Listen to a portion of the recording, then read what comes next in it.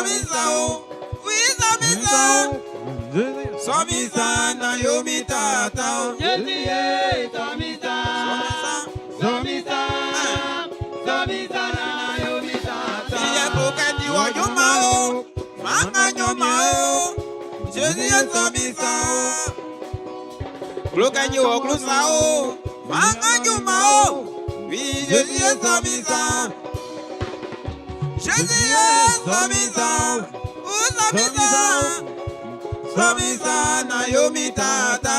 Jésus, Samisa. Samisa. Samisa na yomi tata.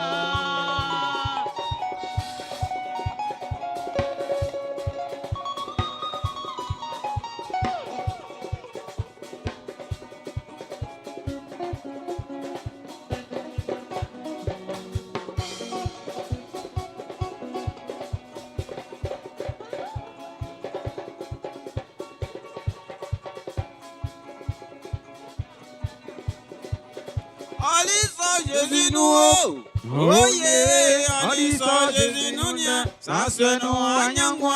Alisa Jésus nous, oh yeah, Alisa Jésus nous nia, ça se nous anyangwa. Alisa Jésus nous, oh yeah, Alisa Jésus nous nia, ça se nous anyangwa. Alisa Jésus nous, oh yeah, Alisa Jésus nous nia, ça se nous anyangwa. Alisa Jésus nous, nyama zukwemu, amusa Jésus nous nia. Alisa Jésus nous, oh yeah, Alisa Jésus nous nia, ça se nous anyangwa. Alisa Jésus nous, oh yeah, Alisa Jésus nous nia, ça se nous anyangwa.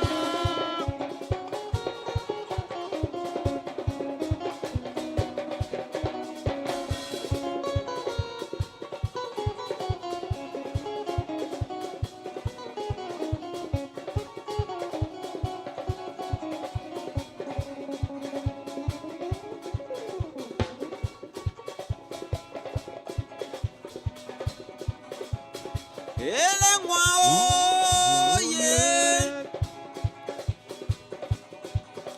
Ele moi, oh yeah. Va bien le zitio. Ele yamlima oh. Va bien le zitio. Ele yamlima oh. Yamaku kwemuna kisi le zitio. Ele yamlima oh. Vale mamuye. Va bien le zitio. Ele yamlima oh. Oui, le zitio. Ele yamlima oh.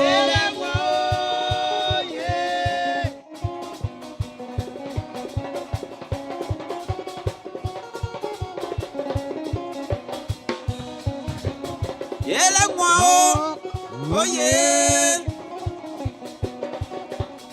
Ele moi oh yeah. Va bien le zitio. Ele yamlima oh.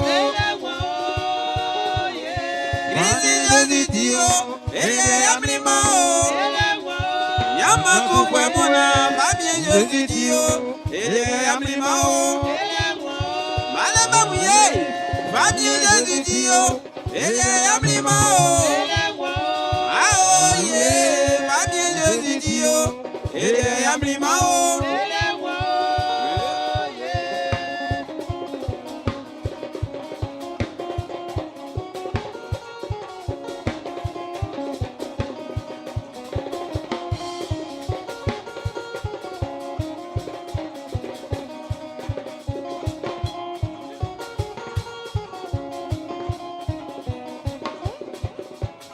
Ele moi, oui yeah.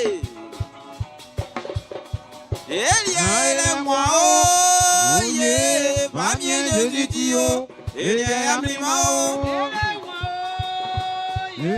Va bien le zitio. Ele yamlima oh. Nawana namuna. Va bien le zitio. Ele yamlima oh. Malama muye. Va bien le zitio. Ele yamlima oh. Ah oh yeah. Va bien le zitio. Ele yamlima oh.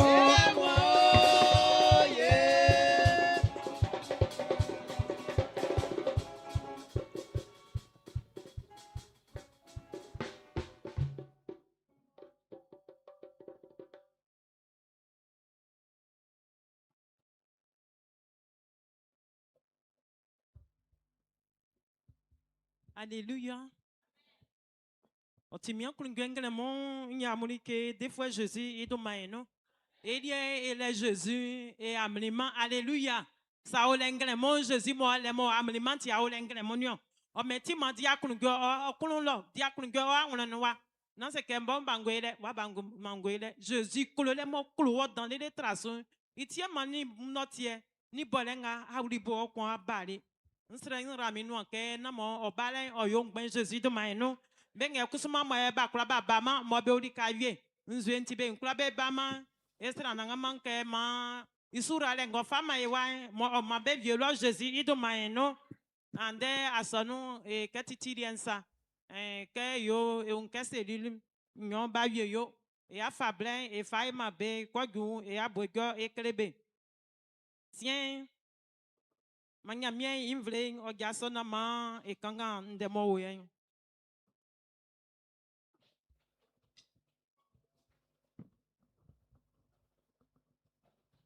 Oh, Dieu, Ablaoningon, Ima, Ablaonin sang, Gou, Ablaonin sien. Iwambo, Waduma, Nkle, Miniamu. Kanga, Sname Yalen, Mama Ole. Amumbo, Amuyigi, Anangamai, Amu Memei. Zakwap, you sufwemo. Amukula, Amuyi, Iaye. Israel, Io sunu fuemo. Ke Amuwo, Ignon. Ma serekun amu ye amu nsu afi oyo mangene fwen ifinfin oyi meyi ase okaki me isi osi meyi sange kengene fwen son okmafle yi osi isu oti anangama wo ye ma ekraye mama wo sranga ba ya pangba be afienyo. Alléluia. C'est nanangama srafi okra mama anangama ma etike ya nwere mesu kama ya nwere ni ekla o mama anangama e ka osukun gba na ifa ikantiki numéro ablasan oninyon. Alléluia. Moi il faut ifro anu jouer zolier ablasan ninyon nglolo angue fait. Jésus en sous lenti angue ya leni afenu bleke kle nous mito sous la file guek mi angue on les ma guerrier.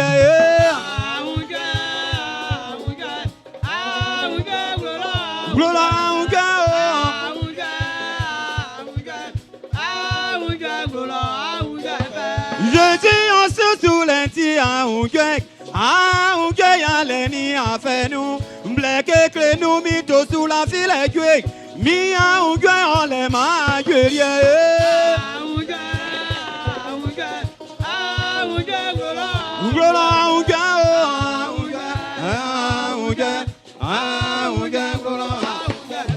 Abonnement ça fait d'amis d'être moi vieux. Ma fille vient nous malungwa nous sien. Mi ko frère be croix Jésus a tiabé sou. Ma kan voulait en yo sien nyam lié.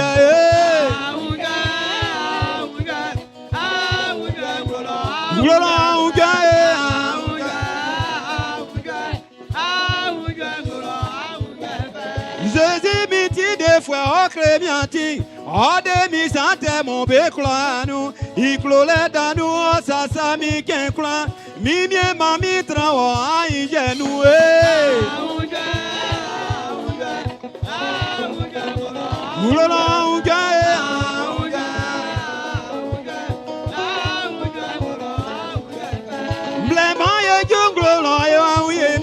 Ewa kakike e famille ça aleni a fait ni juma ou bédier ewa nya ou bien de la moguement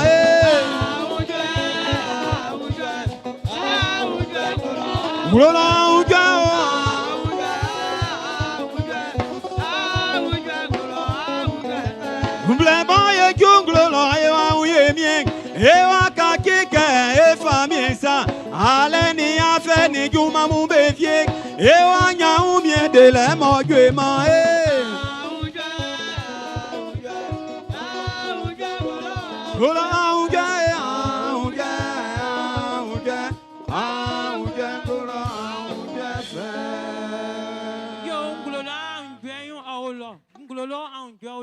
Ma etra ya nwere na ngwe feso no ka enu azbu isu ka isu to gwe Seigneur Mangololon et Diane Guesson vieux Jésus de Maïno.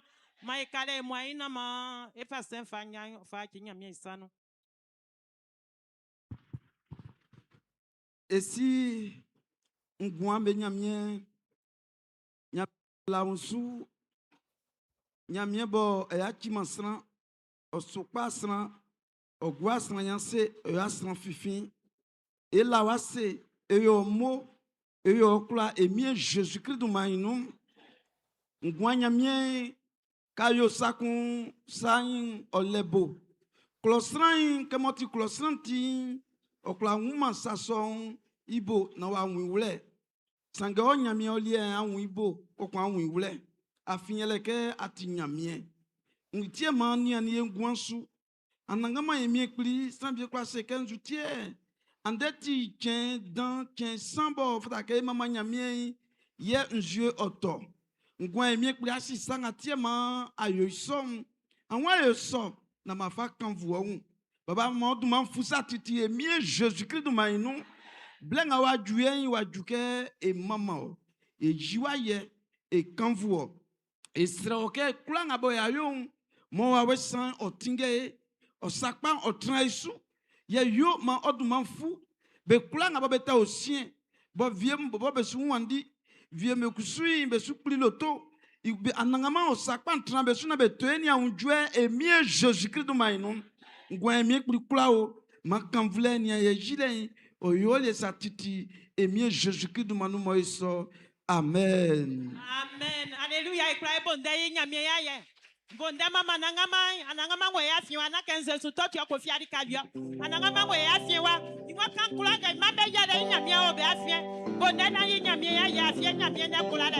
E nyamie na timi nglo do ti famia sia so ti famia. Ni ke kula do ti famia se wo to anangama ti famia. O ti famia bia su. E fa mama na de fa anangama ngremo. Jésus de Maïno. Alléluia. Ako sukumbane. Okuye yala nyamie ya se. Ala nyamie ya se ongwan onyo awulon. Esike kpofwe onyo kungremu onyo kunoswa. Sengese de kula de kpofwe isun na ifanganyo. Nglola nyamie kunti ale fama yo. Nglola nyamie kula di fama yo. Kamie Jésus kuni suma kandansu ale kula de kpofwe si de ngosi esiensu. O meti monesu na da nyamie ya se. Mala nyamie ase nge kpofwe osesi ongwan su senga nyamie kpale ojibwe kulo nyamie male kolale monesu na la nyamie ase.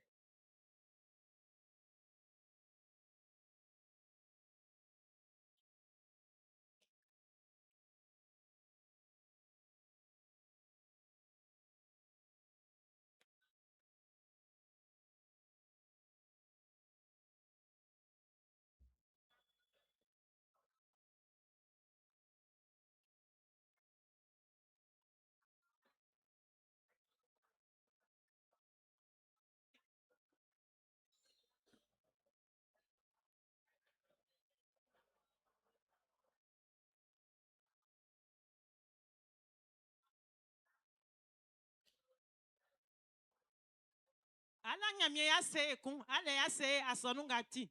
Bofwe igumange wondi asonunga no. Nyamie boti famie biansu okuniansu. Oyo mae nyakola le doni blanc kwa kula suma sonu kwengino. Monesu na la nyamie ase. Afina klosra inzuenio senga nyamie bobo. Yo mae le kola le nyo. Monesu na la nyamie ase. Ngamo kpofwe nsesie. Ma inua yama sonunga su. Monesu na la nyamie ase.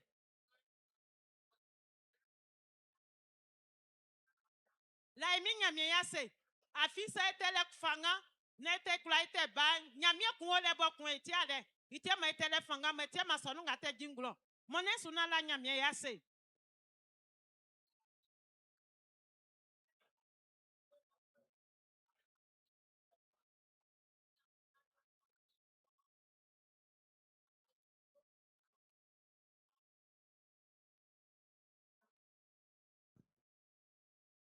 mi nyamie wobo ngulolon oti otran wole pasiensu wa ya takataka ojanio nglemu enwen lo wa se Jésus idumainu wobo kulolen oyori dan pe ti afari mi Jésus afamani e no po eti anangama se lo wa se nglemu otisu ebo ti kun enwen si on ye o mimie ngeba e ma ese sna kun wa uke nwa wa Non, quand il se fait effectivement, a fait ça dans un grand menu.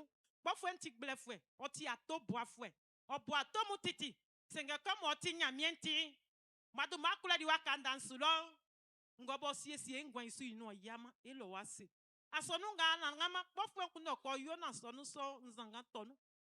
C'est comme on t'y a mienti. Akble yilo titi. Na klostra inzenyo senga wo. Elo wase Jésus de maïno. Ma quand vous le nyori angle mon Jésus de maïno. Ngolola ti famille, asien soit ti famille. Mon famille train ya fien wangle mon, ma yiwa ye, ma kanvuo, ma kai fe wa fite. Mananga ma kulun gowete ke ni wo yari nuna ke samari blani wo yano. Mo ko boga sinyo ko. Ma kan vule nyoli Jésus idu maino. Alléluia. Yo, o mango ngo ne to nu bozoi se kana ngama nkulo to nu. To mango ne nu zoi.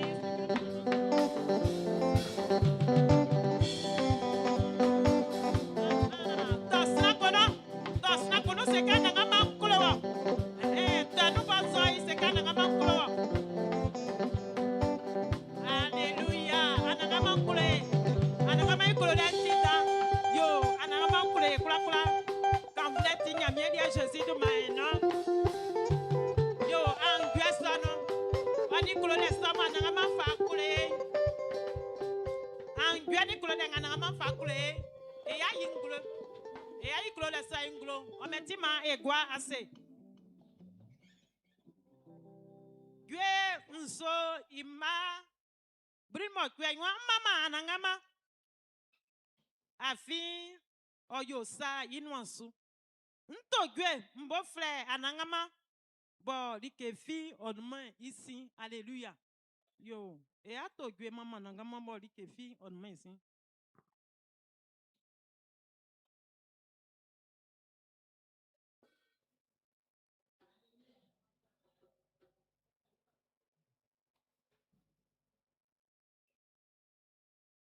Ndelenga Jésus deliminyo nguma wafanga nyo na male asewa o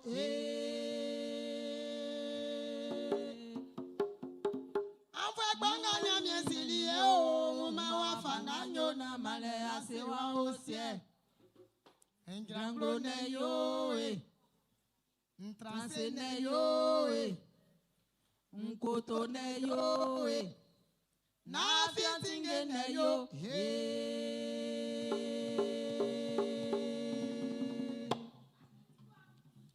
Delenga Jésus delimio Muma fanganyo na male asewa o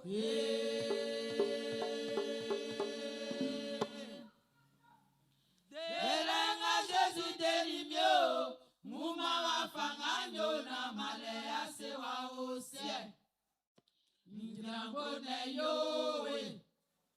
Ntranse ne yo Nkoto ne yo Na fitinge ne yo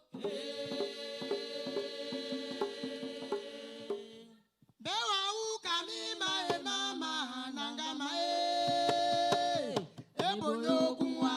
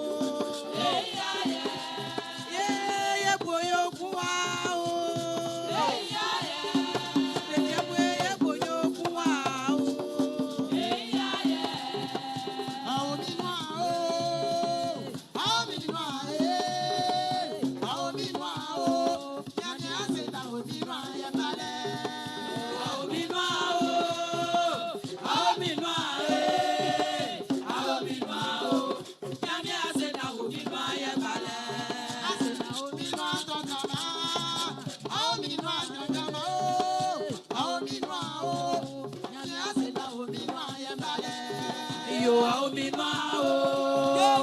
Aominoa e. Aominoa o. Nyame ase na aominoa ye bale. Yo aominoa o. Aominoa lele. Aominoa o. Nyame ase na aominoa ye bale o. Aominoa o.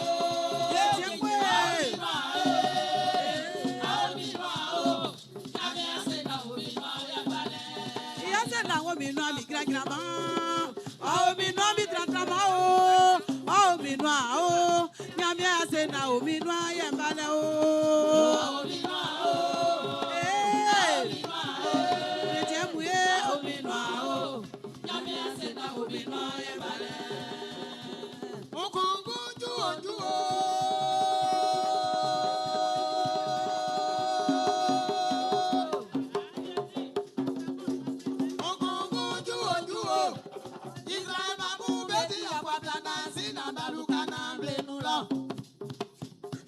Israel mamu beti afwa blana sina maluka na mblemula. Alikanga jezi jule di bomi jule je.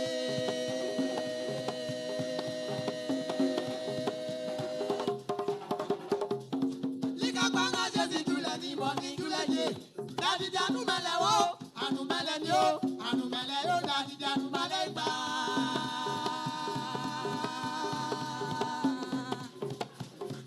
Dadi janu melewo, anu melenyo, anu meleyo, dadi janu meleba.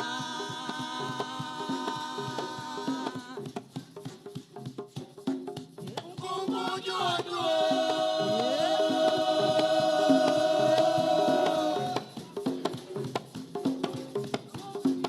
Nkungu jojo. Israel mamu beki afabla na kana baukana blenulo. Israel mamu beki afabla na kana baukana blenulo. Lika kacha zujula ni bomi jula je.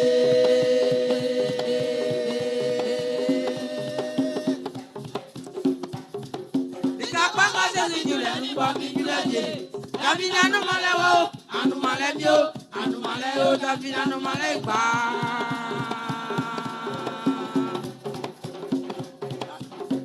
Davina no malewo, anu malemyo, anu maleo, Davina no maleba. Mungu juo juo.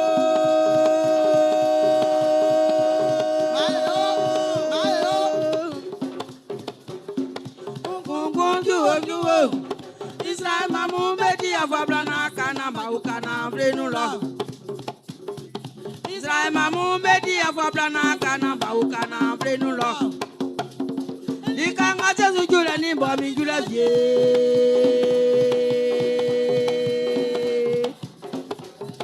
Likanga chezu jule ni bomi jule je. David anu malewo, anu malemyo, anu malewo, David anu malegba. David anu malewo, anu malemyo, anu malewo, David anu malegba.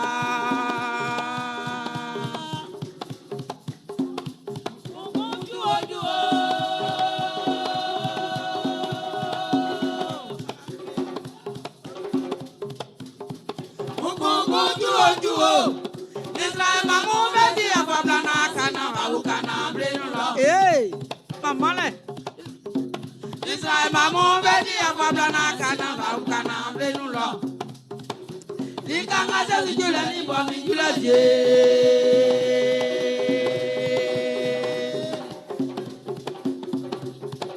Likanga chezu jule ni bomi jule je. David anu malewo, anu malemyo, anu maleyo, David anu malegba.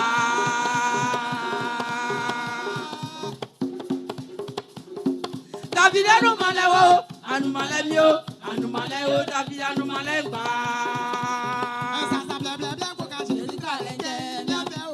Awaje, awaje, awaje.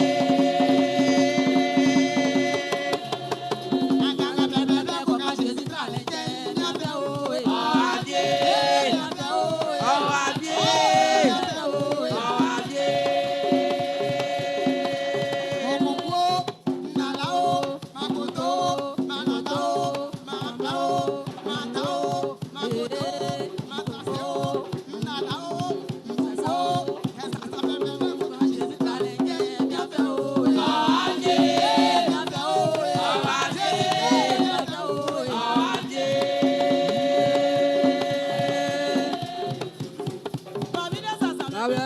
Jésus Kalenga, mi apa o, mi apa o, mi apa o.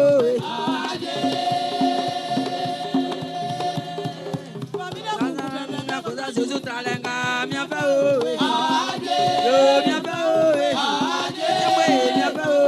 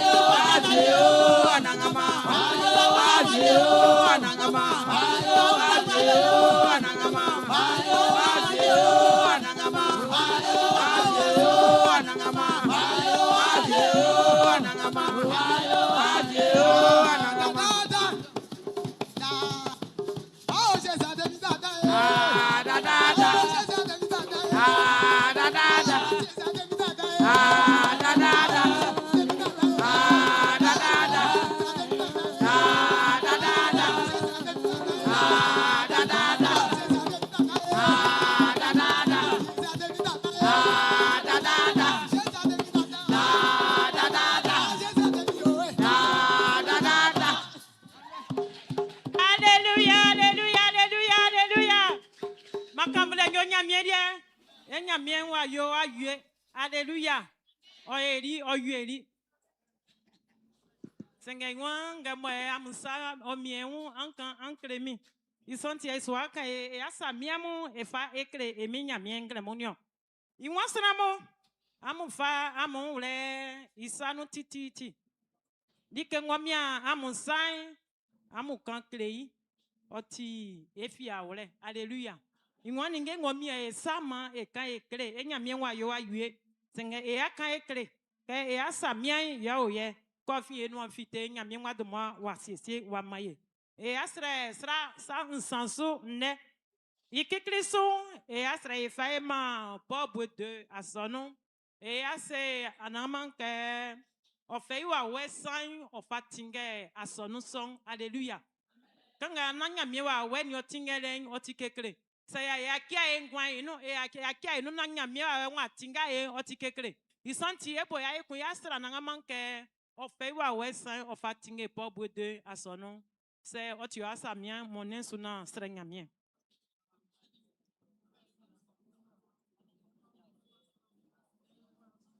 Sanangaman ke me wa wesan otinge pobo de asonu ma ya kunda enyolie enatile wa wesan ye otinge yo na ye bobo enzu anza isunzune anza iside ni otinga asonu nyo senge manya me wa we ni otinga asonu sonyo.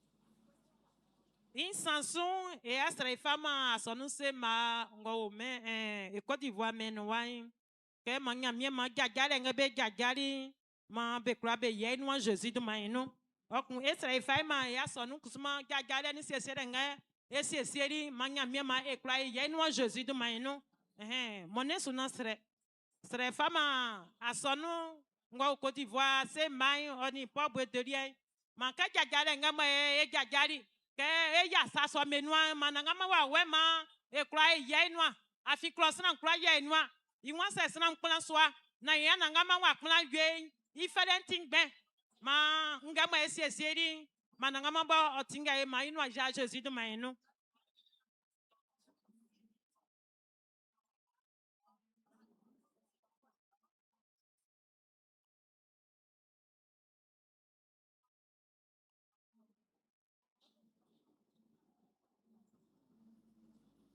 Ikasien e astra e faima e bo eti asonu fo mo o pobo de wa ke manya mien ma se guma dile no se sika kundele no anze nya mien bobo wa we kundele no ma eni ngenga be ma be wa nyino Jésus do maino manya mien yo ma e wa we no e wa nyino Jésus do maino eni ngenga be ma be wa be nyino e guma nga edi be atanga edi be manya mien yo na be kra be wa be nyino Jésus do maino mone suna sre ya na ngama.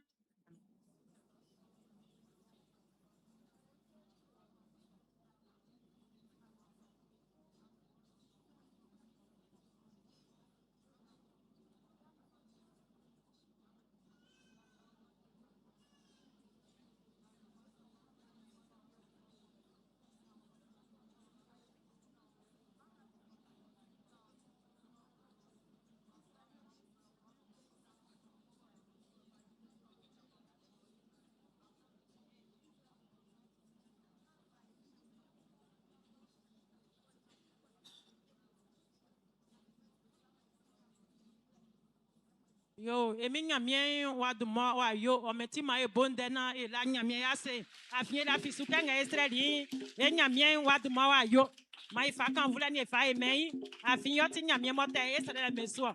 Alléluia. Yo blen wa gusien e kuneke eti awufuemo wo bo ande ye nyamie kunisuke awru asonu swanganu wa nyamie invlengo wa isukpen kra Daniel ni bo son fuemo bi wa ma esi amo isonti sa ole jaso ma nyamie invlengo wa osiwo ande kusuma ande ye afongwan fama nyamie ya sin fen bebori ande le nyamie wa wen kanyo okwa mba na mfa mi ngwan fama nyamie sa ole yue jaso na ma esiwo yo ma ebonde ebemoni bale. Yo sa asonu gwe e asa mono wa fa wu fle e kon sien ble nwa du ke le mo ku anu ndolo e bobe o metie a ki ble eni an bla Christine Isanu. Alléluia. Alléluia. Anangama wa sena souvia e sanu ni sa dandanga e bema enti. E la wa se titi Jésus du manu. Ye ni anga kusubo ngle mui am susu esu nyamasnu et à mukla mulike mi Jésus du manu et manya mi ya ngwesa yo ni nous kungutran sien ngabotinde je sera ikemba blon mo kwe ja singabe we sanumu ma ikula ya kundantra wana etrasa some aseli kaule koyona benwa jalen wakula ipoponti aklungwenti dan afiele ke esrakpa e mokpa kunwe afien e kanvwa nangamadu mantiti sien e mami ngabo e jasi songwe sanu ibobo ngoa e subo me unkoko wakun e fle e mo maman chante e mitiapo.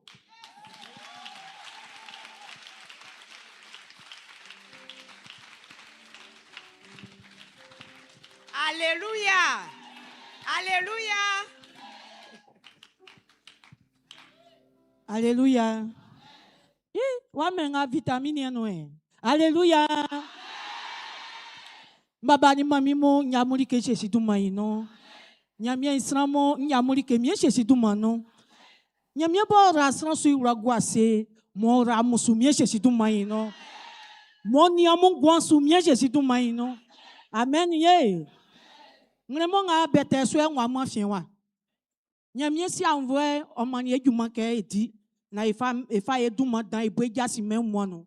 Baku nyamia bo ma kuna mangrele omani akuna ningrele ke ekpe nyamia mama le blekun. Bo enga e wasia so boy to anienu dwe e yana e mama nyamia. Anamone kenga o ye oti pe nasu. Oti keke bwebo lele ikpe nasu e so ye. Oma aneke nga ye yo. Anie nga be ba me soni. Anie mbo kwa jua brown. Eni ama senifo me onu. Ebrie me onu. Bete me onu. Daome me onu. Bukinabe me onu. Balwe meri elia di bekama. Alléluia eh.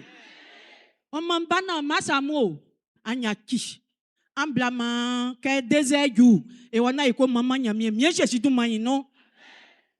Nyamie na se ke ananga mawa amama mi vle fwe mafien wasema ke amama mi biangbeni likangben menu oma amu nyuru ya fota ke ko tojue mama nyamie du madan ngoti fe dambo osu yele ke bepe ma ponu kunsa ye be ko gratuit be ko ngben bepe ali ke fi o transport ya devrait fako anna mi disu na dirike so si kan juma na dirike fasikaso na fak pe transport bla mie Jésus du mayino pakun afwa nri ka e frefre sanmu nyamie makora fefe pakun o amoso no wafan amudu manso se antike ka musro nyamie ti amugba mu e ba Jésus du mano alléluia eh kora sro nyamie o nuvie anyaki na mu yaki engben na mu yaki aika ambla mai mama nyamie ka wle Jésus du mayino obwebo 14 lele o 18 nya o fede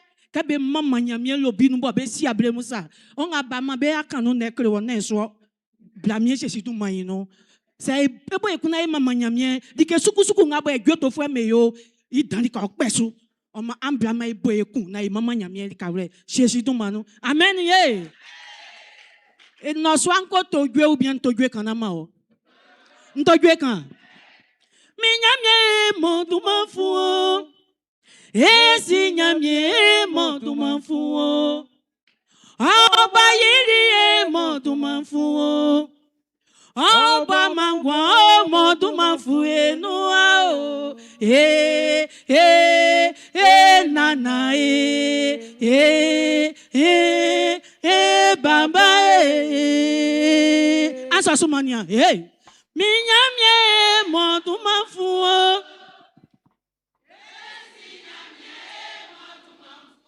oh you feel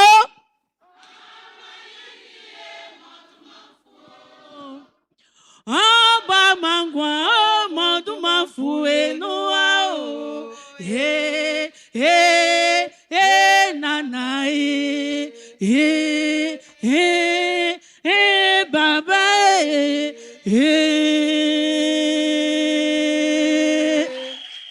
Alléluia bien abo Israël ma meto nyamie mama le gwe bo Jericho tale ni ebu nya be gwe ngabe toli nya ngamonto ikraye kwa so ngole mami wuni nu Alléluia o maneno so nga tale ni ebu ma mi ramusu Alléluia Et les cas d'invitation, bon, il faut m'en passer. Amu quoi tout. Am cas d'invitation, yo, ye. Mamie Ramusu. Yesu minamu 14 sous. Alléluia. Alléluia. Tiens. Esu, ele mo que nous jasim besu. Sa ou fleuve viembe o lebo effacier kla enyunu. Pe kunga bo le mo que ngabe sin lo e boli besu ai e flambe nous. Alléluia. Tiens ngaboti sa ou fleuve yele e makangamu. Kanga bo be ko be asonu lia bo son école de dimanche e unke e masomu blenga we nu be udo umie kan. Ye unke ka fwetiti ke bleson ju e mamediche.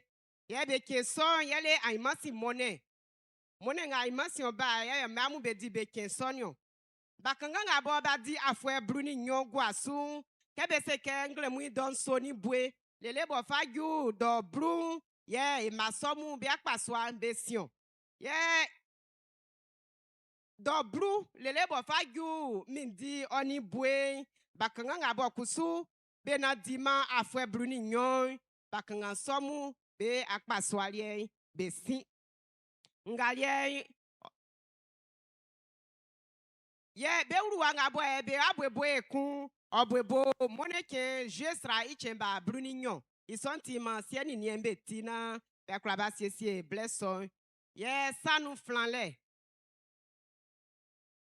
e unke odu blevie tu pake wa faviemu be o menu viemu kakamu anze zwenga eno bemu ninge wa fa viemu nga edi sa some ma tukpake wa fa viemu beole isonti ko yona bakla batra sa some ase na bakla ba nia klosran ingwan ilika ko ni fatansai akpaswa nga bo be di d'autres juma bo yo pugo wa INPH bo yo pugo wa iwa ma nyamien vle isuti ke ndebobo kebe se ke asonu me vie be ongwale ma egra e obeun e ko usa savie menu ko yona bejiji sa so menu we imbe kle otinandolie afin tupa ke itete wa son alléluia sien nga esusuye egbon fleni talwambe akpaswa isu pen ba ya o Guillaume iwon manya mien vle isuti anze kusu talwani gbon flemu ke afwe jepse matani iviole tani sinkun oti kotokun nna se ewan etinu anze eun savie ore ma enweni abla ya ura Antoinette iun se enweni aso iun ekra enya etanilie yi animero ye eboboye fana treasena fle eni aso 07 47 90 63 21 07 47 90 63 21 et suisue kun e mami be akpaswai maman Roseberry boti afet masi pengben wama nyamien vle isuti ye idali kako e momu elika ke yale ngabo e ya kisie ke kra ke be se ke ndo swanu do nso lele bo fagyu do mo kwe onisi yale so osuisu e ke yale so e momu e ja e un kesre wa ole be klelike be ula e un fangan ye emami pasteur Kwame Felicia e mosoy ye oswan ebo ninge sombe no jale no isonti emami mu ma blesson yo e kra e kingi na etren ibo ke oni fatansa e baba mi akpaswa rek masi bo besu pen kusu ele ba kwajo bena iwa ma nyamien vle isuti ke fitele ngabo ni fata ke e baba mbe fite anze be kra nga kusu bo ba ruwa janu besi le son yele aimasi fueke kabe kon be klelike ye babanga ko klebelike yele e pasteur papa Toto Emile isonti beduma klele oteonu ma eun ba mi akpaswai be frua se trafwe iun na ekle duma e baba so yi numéro lien kusuye o ye 07 49 49 84 96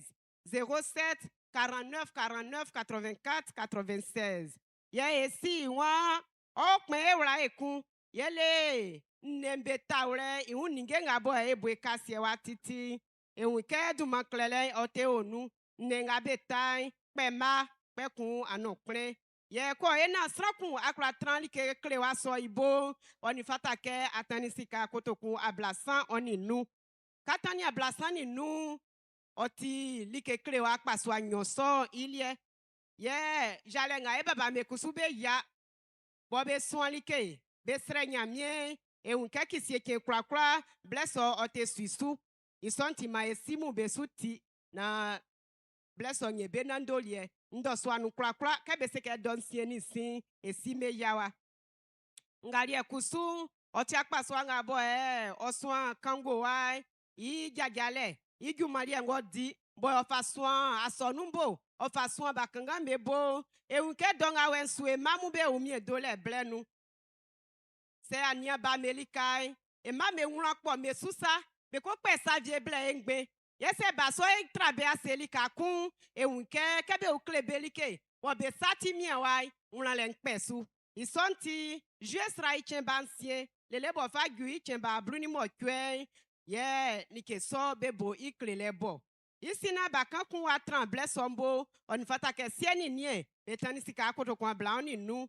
na emamu ba kla tremble sombo kebe ba be klebelike e unke fa nga bo ebe fa e gato yu ningemu anze kusu ke nia swanu ninge nga beti siesie wa emu e unke ikla so be akle mamu Alléluia. Yeah. Jagale son. Bakanganga bo eba di afwensan. Lele bo fagyu afwe bruni nu. Iso bamu. Ebe tremble so ibo. Iti se sieni nye vie wan ofle no usa nu. On fata ke numero nga nbo boye entre ase.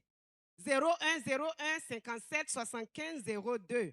0101 57 75 02. Anze kusu 07 08 13 30 20 07 08 13 38 20 Aonyaki ma e mama pasteur kra iun kokun sason etinunde we jale nga bo e gbonfleni talwa mbe ja fueke kra ke be se ke ndo so anu don sien lele bo fagyu do nsoni sin asonu wai yale son otesu iunsu isonti talwa ni gbonfle wa asonu nganu Mioi na tremble sombo afiele keli ke klele onu Alléluia.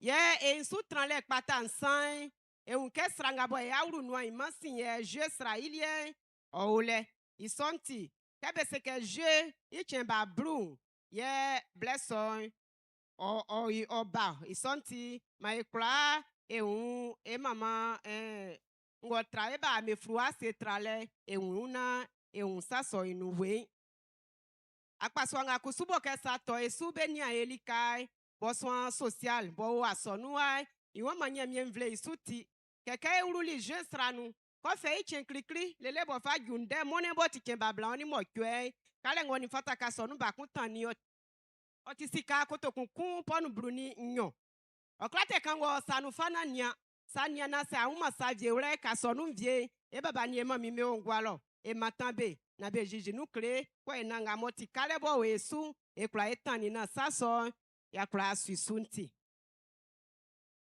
ngalie oti sabo be ma fe e bo vie mewa kwekun nyamien ofleri esianze ni vie mu ekun isonti pasteur kra wa masaso mu be son enu e baba iwan oye asonu mvle yako yele esilie ba insan kwa infelice esi son oti eni anga boswan insangua Florence moi un oswan monsieur yao ici e mo son o cellule ngoswan Eliezer kwa kun gba o choral Jacques nou esi son ananga ma vie of afleli fuenga bosini loboti mesra ichemba ablasan e unke kebe kleli wansa tukwa kenga boy otoli esu isu moyenga moye ofa oye ivie esi ofeli isonti siesiele nga boy aulo fue ma siesie ye oye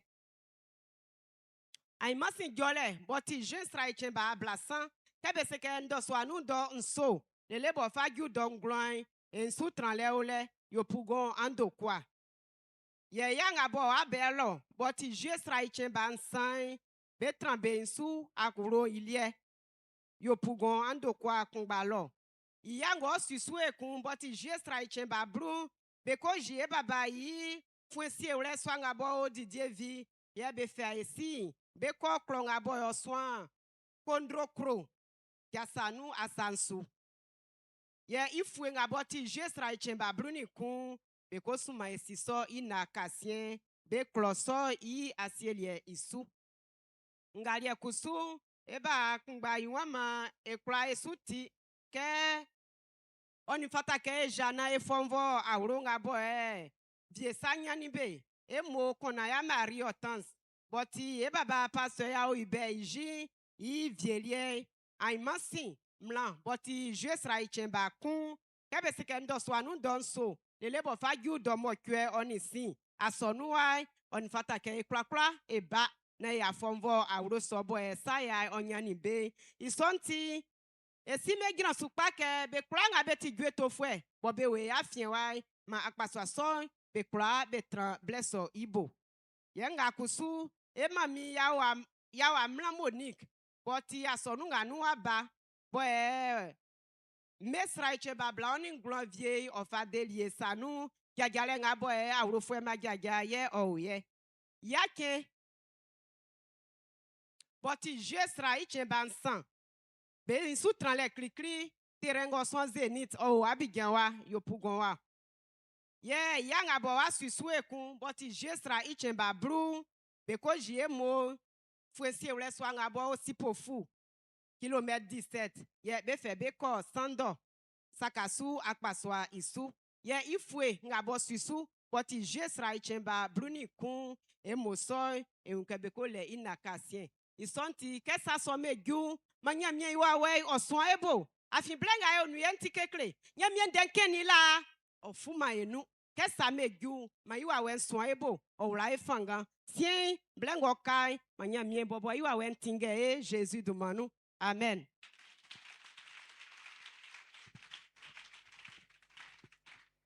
Alléluia. Yo imo on gole.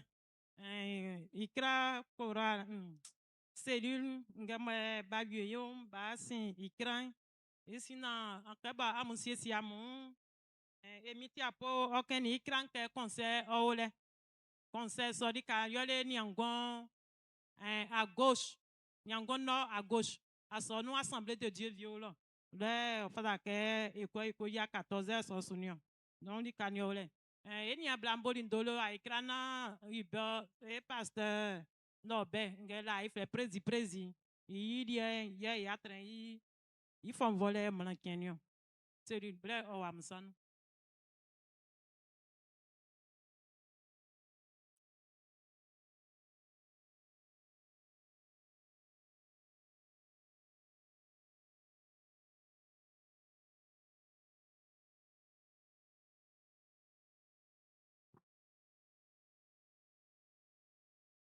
Yo seringa umbele benejani uziel be srange onuye bebe di wa yeyon donc ba bie begu maidi fala ke be la nyamie yase donc blen e aki blen akpasason besanu. Alléluia. Alléluia. Ok, peuple de Dieu, le chant dit, je bâtirai mon église et rien ne pourra l'ébranler. Utilise-moi, Seigneur, pour bâtir ton église. Lorsque nous faisons utilise-moi, Seigneur, vous répondez pour bâtir ton église. Alléluia. Okay. Utilise-moi, Seigneur, pour bâtir ton église. Utilise-moi, Seigneur, Pour bâtir ton église. Utilise-nous, Seigneur, Pour bâtir ton église. Utilise-nous, Seigneur. Pour bâtir ton église. Je bâtirai mon église et rien ne pourra l'ébranler. Par ton esprit, tu nous façonnes comme des pierres assemblées. Prends ma vie en tes mains. Fais de moi un instrument que je serve dans ta maison. Avec un cœur reconnaissant, je bâtirai mon église et rien ne pourra l'ébranler. Par ton esprit, tu nous façonnes comme des pierres assemblées. Prends ma vie en tes mains. Fais de moi un instrument que je serve dans ta maison. Avec un cœur reconnaissant, utilise-moi, Seigneur. Bâtis ton église. Utilise-nous, Seigneur. Bâtis ton église. Utilise-moi, Seigneur. Bâtis ton église. Utilise-nous, Seigneur. Pour bâtir ton église. Bonsoir clan, y'a son nous. Liké fi quoi ça qui me. Oh ouais, m'faille fa clan. Oh à son nous mimie. Famingwa que ça nous. Du m'en dit les liké ça. Yo m'en dit oh soit nous. Du m'en kang le bossier. Bonsoir clan, y'a son nous. Liké fi quoi ça qui me. Oh ouais, m'faille fa clan. Oh à son nous mimie. Famingwa que ça nous. Du m'en dit les liké ça. Yo m'en dit oh soit nous. Du m'en kang le bossier. Famingwa nyamien. Famingwa nyamien. Famingwa nyamien. Famingwa nyamien. Oh, utilise-nous, Seigneur. Bâtis ton église. Utilise-nous, Seigneur. Bâtis ton église. Utilise-nous, Seigneur. Bâtis ton église. Utilise-nous, Seigneur, pour bâtir ton église. Est-ce qu'on peut rendre honneur au Seigneur?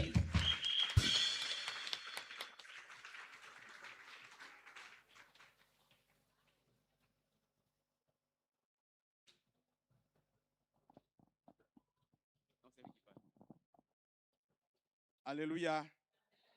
Et Amérique, Jésus-Christ, nous manou. Et baba pasteur Kra, on est Ibo, soit femme Belike. Et Bemo et Bekula.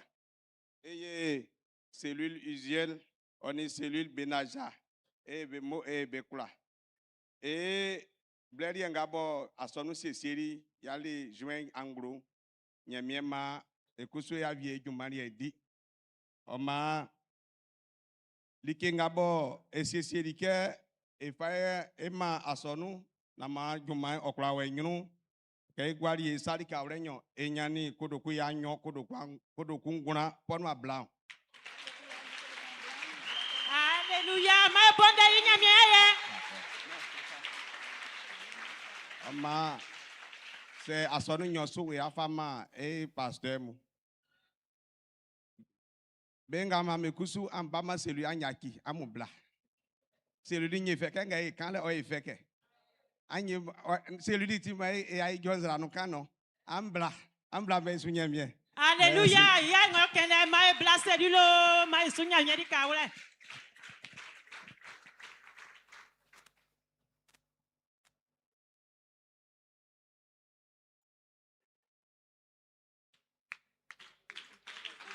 Yo mai bonda isa pastor nun de ka galo en mai bonda isa nu.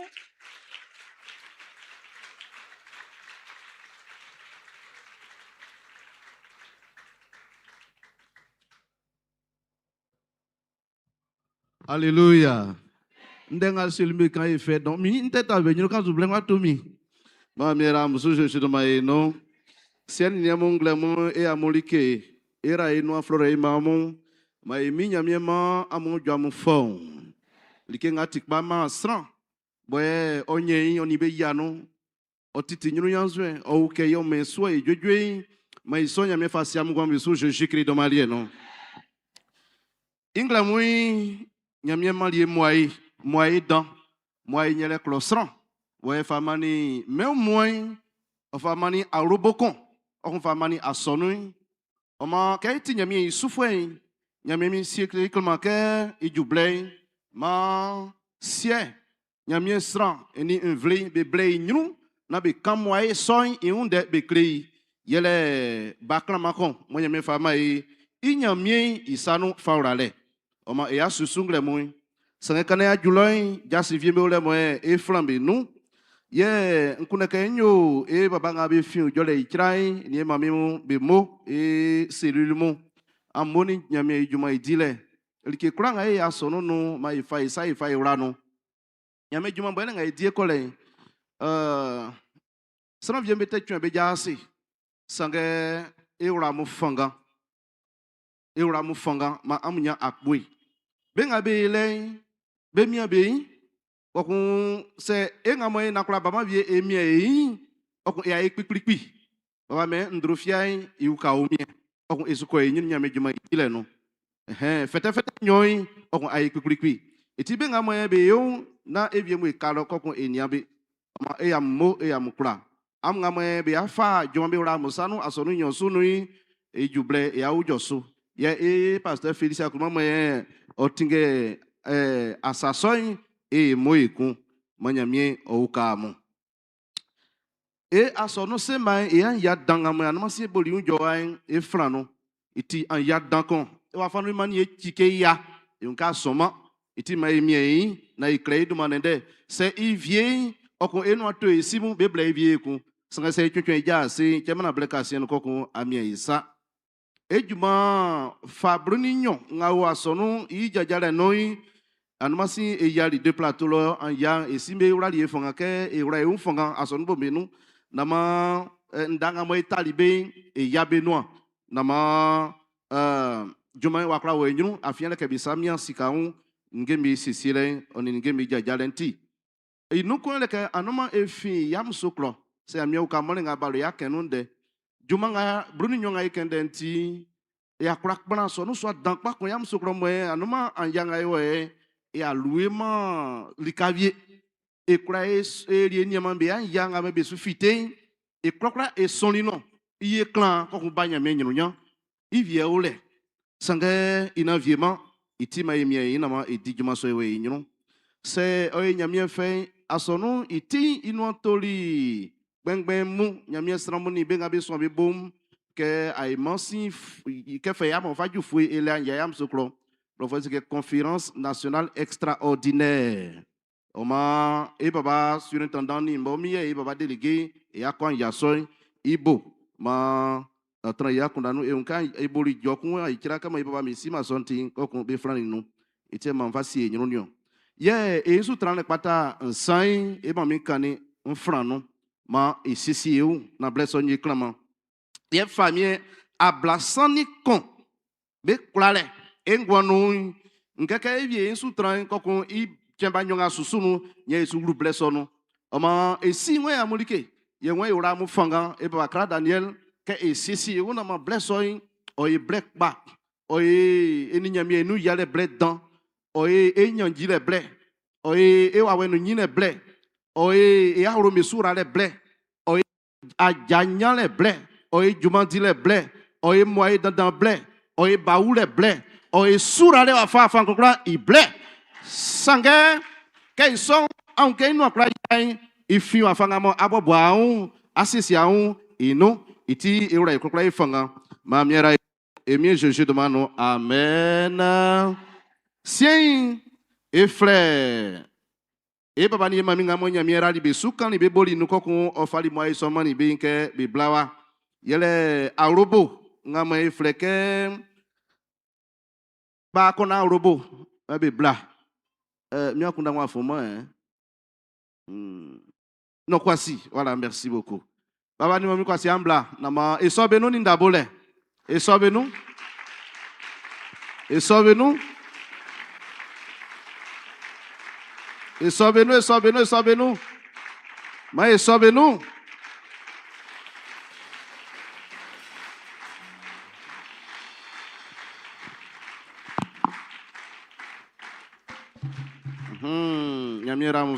Nyamira musu amoni bale nyamira musu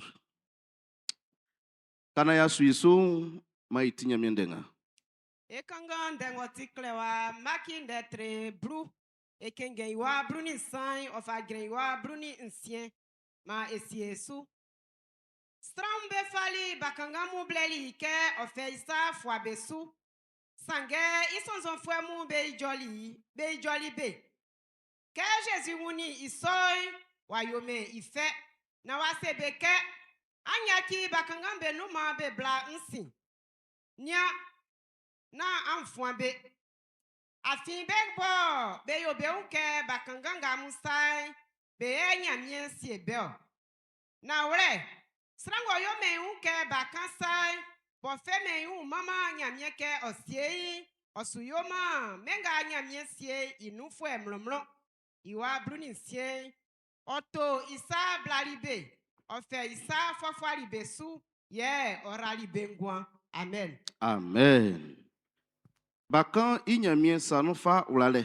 Kenvi yamien de bekan ikan kokon e afable ma e sinieni be abo bakan iduma be kle kokon be jiji bakan iduma ino be kle nyamien vli. Srambe fali bakan be bali Jésus unle ke orabe ngwan. Srambe an be sukle Jésus yale.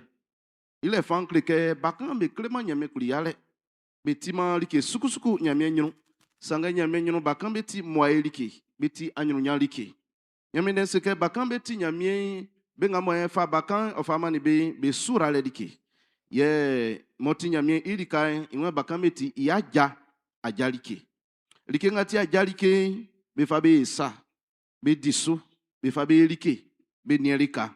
Se ani nie be diakrun dwen yele ke nyamien sisi so ke ma be ba ti be sura le dike. Ke bakon ba engwano ifa moye ifa wura wuro no. Blenga mo nyamien man Joseph be wuri nyamien di kokon isi iyaru iyanwa tikeli e unke Joseph ingwanu lelele juble boy ni ametreli be li yate be li fifi sange kansu ye wa si awronion si ani niemu banga mo nyamien fa be fa mai asonu inuka eti nyamien yiwan iviole atrepa e man ye wa si Côte d'Ivoire nga iviole atrepa e man eti nyamien yo jasimbo fwe eti boaba tafwe yeti ministre vie yela nga we salwa sonu swanu mote no ale sanga nyamien nyinu bason abama menong ben kabe wuli Jésus nzra makon pajali nyamene se ke emi tieli ke kleve kokon ibobo ingwanti like klere o masa Jésus be wuli na nzra makon pajali ikreke bakla nga be ube asiensu nzra makon be ngwansu nzra mason yeti kasie nga yamien fasili be ngwansu isoin ite mafara ke e bla nyamien nyinu na e tengru wen bake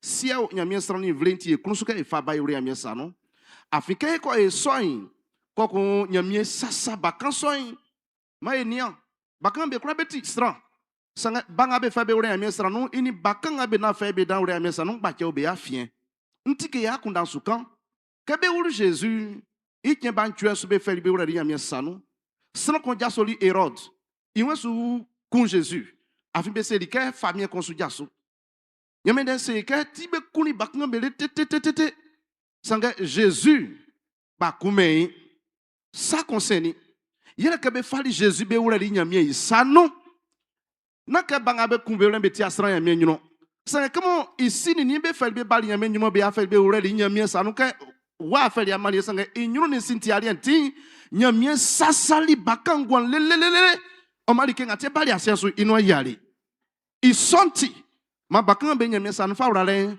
o chinjin dan isano nglemu eyo baba ni mami be mo nyame ramo suklama ma bakan baen amu disu amu diakunje o isurale ngati me ni kusumai ngamo nyame sesili me ino ya me kuraso no emi nyame idomanya kanvule kabo ninge le soni ma jane be kun ma usa ko sanvie mo ma nyera isu emi jeje de malieno amen kana ma usa ko san anfa ukanesu ama esini ni ke bebo bakan idomai be kle na maiti ba be fleke kwasi yao octiniel rael asenda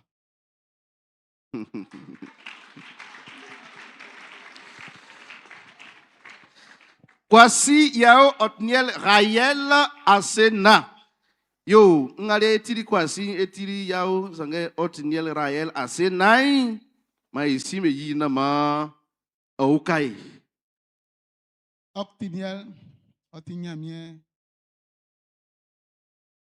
igra d'accord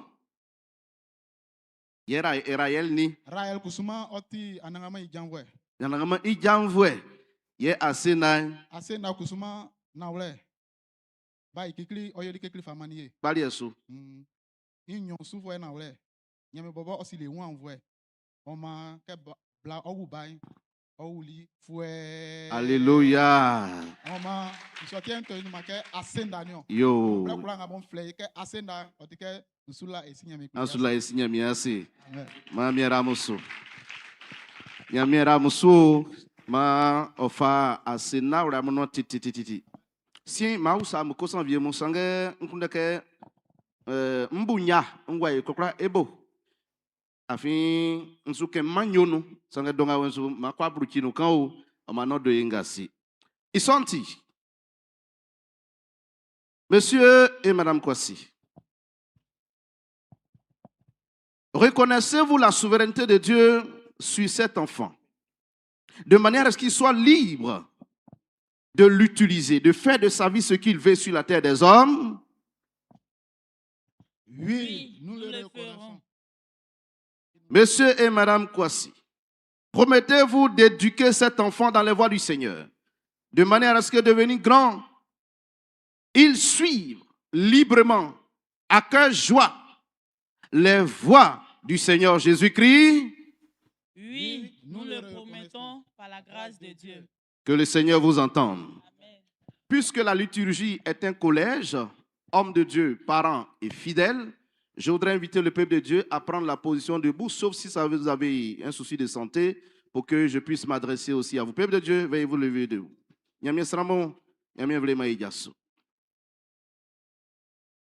Peuple de Dieu,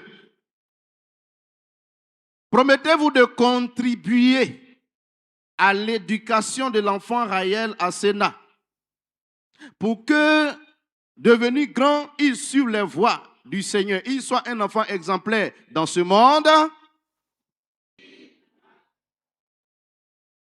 Peuple de Dieu, acceptez-vous que l'enfant Kwasi Yao Otniel Raël Asena soit présenté ici et en ce jour dans le temple de l'église Sema de Yopougon Poaboué de Yo, osakali ikranti kwa. C'est lui nous l'acceptons sans ikranti kwa. Mais amira musu jeje de mai non. Oma ejina yo sun leo. Sien wajuke sranku obomoae krama. Ofasie bakanga ngwanso. Kasra miama bakanga sreme ka wasa. Sreme ke wanu mansa. Sreme ke wanu mansiansa. Iti ke ankoti mianie kokon amu gira nyansu gweibo. Oma nyamien vle. Mais cloc, et tiki ya on est na irabaka ingwa. Micro.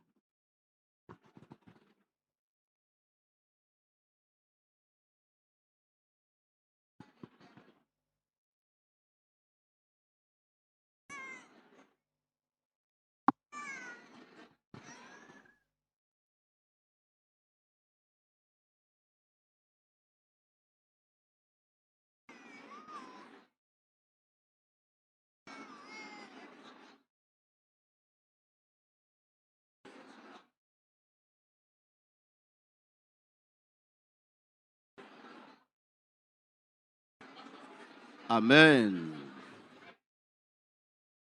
Emi nyamie krao ande kenga wenso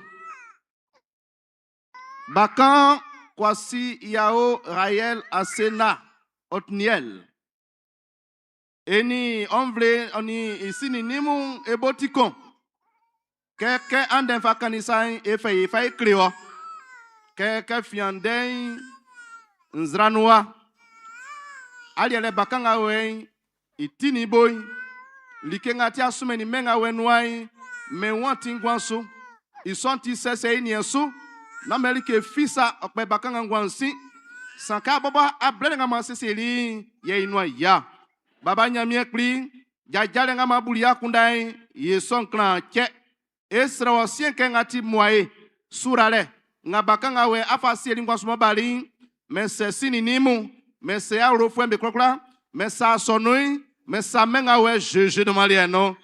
Ngati tu pakete, moi, te wakuna kafai bakangai, jene sorti milien.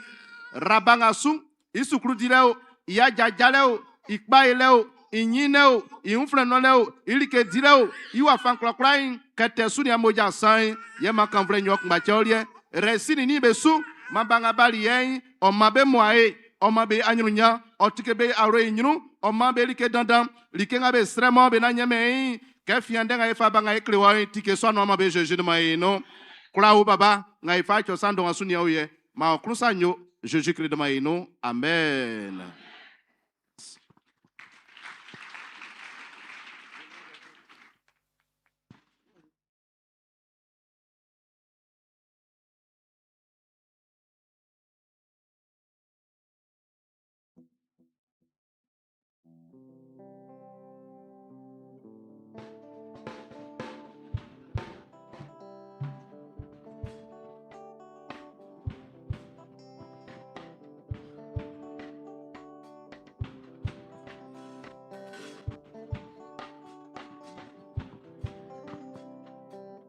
Baba di mami kwasi nyamiera li amosu ande amo yasa dan kono enyino iso asanwa ngati li kenzolie amu tende un kran che ko kon sinde se bakan yiti anfa ankli an kamble nga unde ankli anuma si nyamu koko yere an kangale kran ankli nyami fati juma ingono mami ramusu.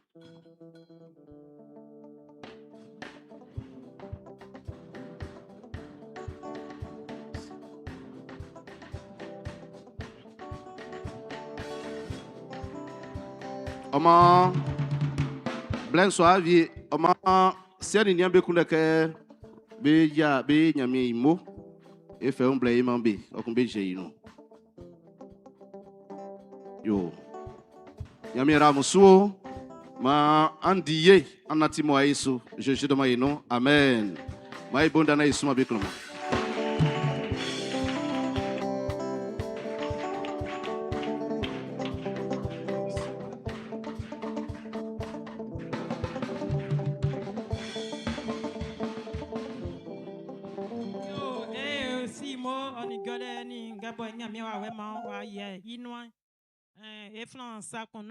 E maman Monique e soutran de na ya kion kay ba président be yi ele mlan il faut ngwa sisu no so anu nga be fle 19h ma fa 20h30 ya e ko train su ananere veteran e fle terrain Zénith lo e ko train su kay wie yo va e be kon be yedele agu ngalemu e kun.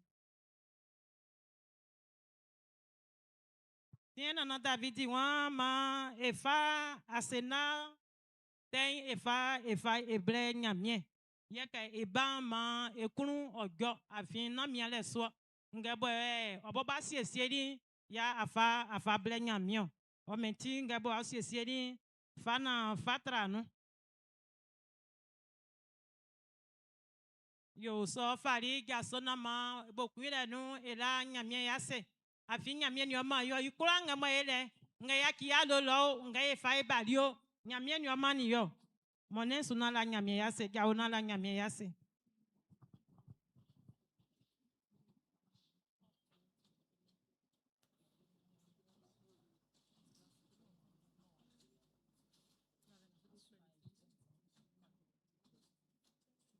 yo ekura egwa ase et si quand on jette on y a le bon ben bela nyamia se be si nyamia on ye yo de ke nyamia klini suma yi jilia okula uli ba ya swa an gwenu anuma sin gwele ngo sinemo tisrange onue ikemba bruni sien ye ofa uli ba sonio oti ya kun gweti o si emi nyamia on ye ni statistika kolokun ablaun makan vlen o yo nyamie di engle mon Jésus de maino o di akusuma ni renga famo o sanule ni agbogbo ngamo e fari mo o ni amla mesane e krukro kele ya e fayi no nga ni abia me ginsine yo le mo kwa afien e blusu ya e fayi gwa no nga be gini afien ne kusuma envelope nga e fari be mission li ya e fayi no o meti o mi ngo abama me auri kabie mo intae sale wevo ale orange monio e sa mien fa fasi esu iklanti nyamie iguma odile ma e agawe e ba benga beni anyasun bas kre wa fanga e ko ba kestro nyamie oto gwen okuma gawo na si abre aklun gwesu na fosi carrière fabla Nyamia kroka emelike wafa beniswe. Nyamia kroka emelike wafa beniswe. Wafa benisu ikena ebu ya kuna ka efame yotipa ya efame yo na ekrumbasu na emialesu afisranga amanya melike krufenso ikrungemo nyame kroka emelike wafa benisu enya ekrula nyame kroka emelike wafa benisu enya ekrula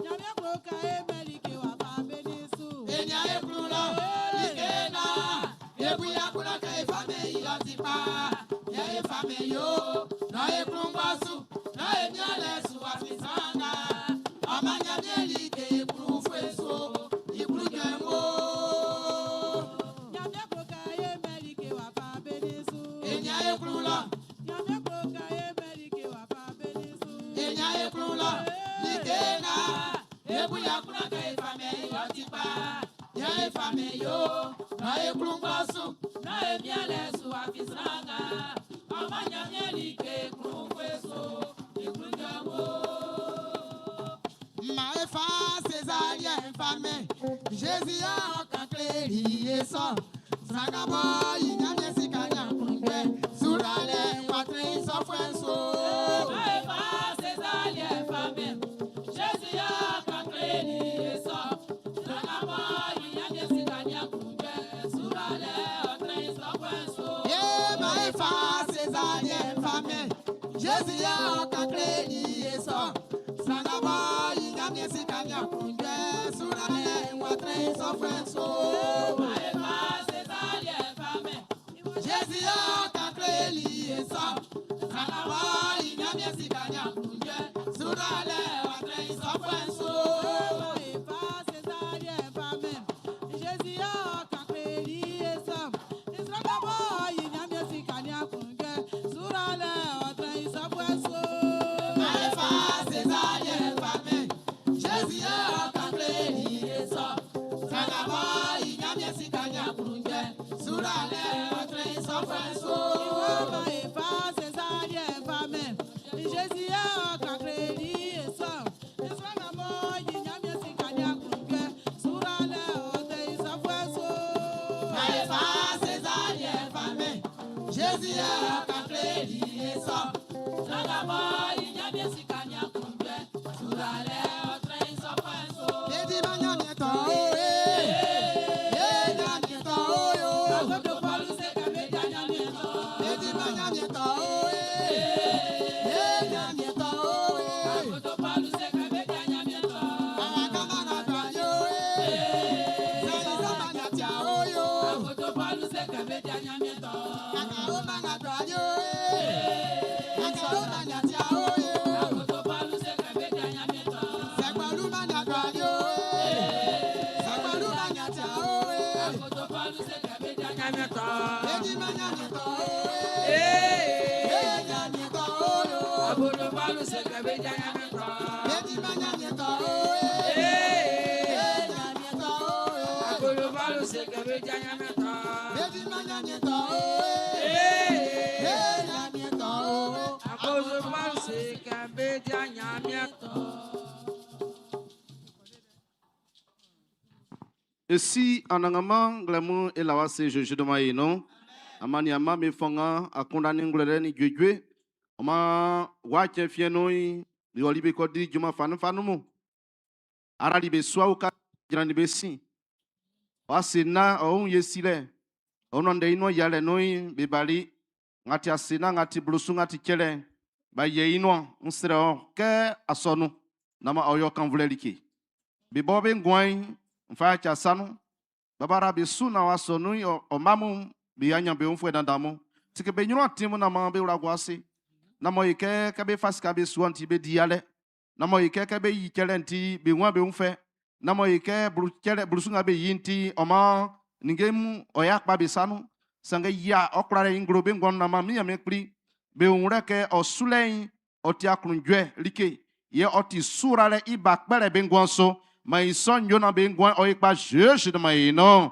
nglemui ngon jojwe otrambesu ma unjwe otrambesu ma romenu jofon ma be nyanjo ma be di ma be roi jano ma be obe nyru ma anwa dadam be tike ye ma be unjo be fon jeje de malieno amen. Alléluia. Ma ebonda yinyamia ya afinga yiri nyamia osori no. Ma egwase. Iwan be kulanga betran asia mwansun. Kanze be o mwao. Ma bebu anangama iya kondan. Ye beble ici. Awlobo. Nga be o mvle menon. Ma be nou fwen be kula be koto ibo. Afin sielen oti ilie. Iye osie mvle me kula. Benga beti kula fwe asien nga suwain be koto ibo yue. Benga basa besi ndutre no bo bengwan wafi besain be kusu be koto ibo yue. Alléluia. Stra me kula be koto anangama ibo. Nga besi yue no. Non, David, on a koto anangama ibo. Yo, boate ongwen, non? Bate de omie, bate kulate si able. Ya mfama mama le mfama nyamio. Plenwa gyuke e mama e nyamio.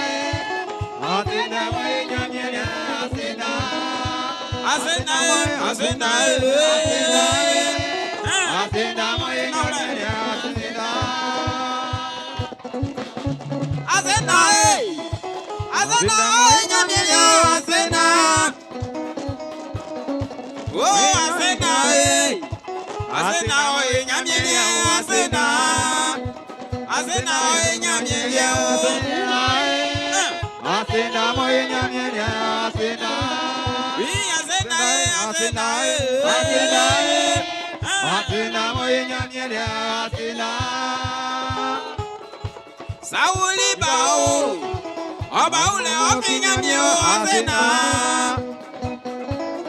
Yansadi alaje, alaje dile okinyamio asena. Sate omwanu tole okinyamio asena. Asena nyamio asena. Oh, asena nyamia asena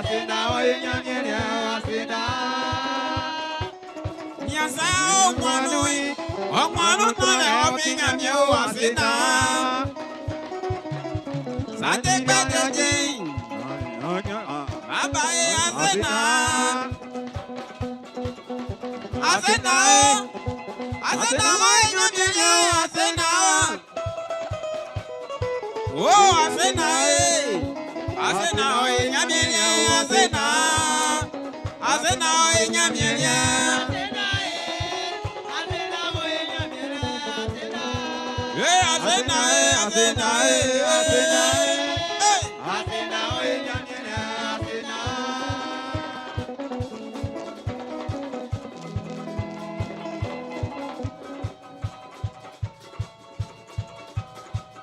Asena, my fine manyamio, Asena, my fine manyamio, Asena, My fire manyamia. Asena, manyamia, Asena. Nita wano, My fire manyamia. Asena, my fine manyamio, we Asena, my fine manyamio, Asena, My fire manyamia. Asena. My fire manyamia.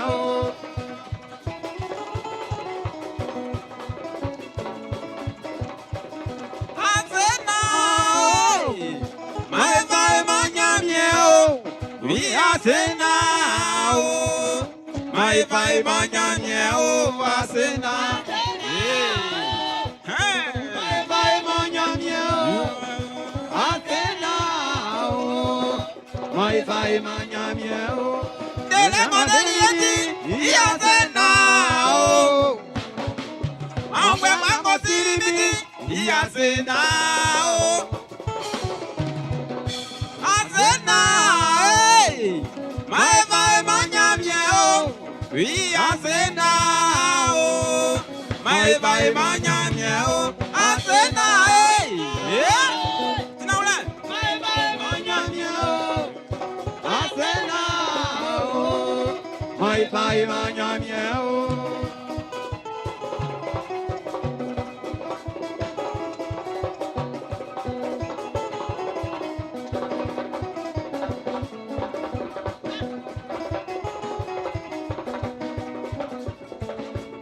Asenga suwa ya emavie,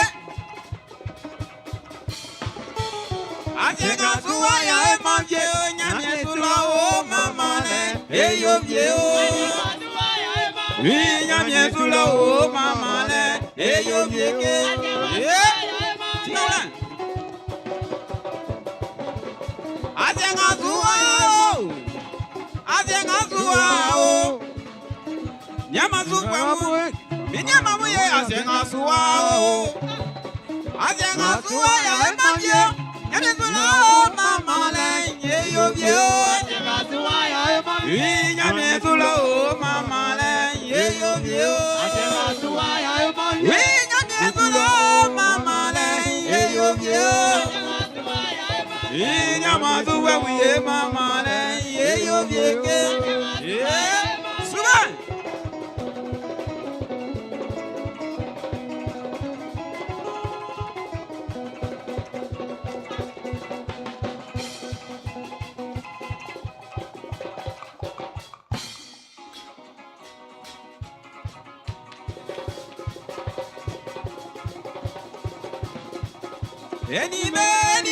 Enibe, benga bia ku benige mu, waba san bojano, je suis pas enibe eko.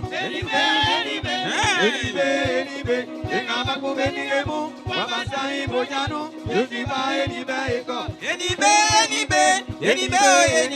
benga bia ku benige mu, waba san bojano, je suis pas enibe eko. Enibe, benga baku benige mu, waba sai bojano, je suis pas enibe eko. Enibe,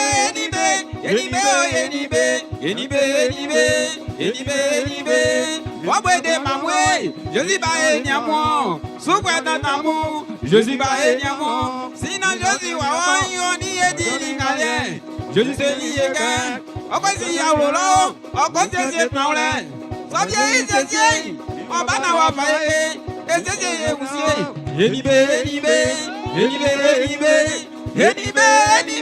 Enibe, benga bia ku benige mu, waba san bojano, je suis pas enibe eko. Elive, Yekabaku Benigemu, Rabatai Mojanu, Eliva, Elive,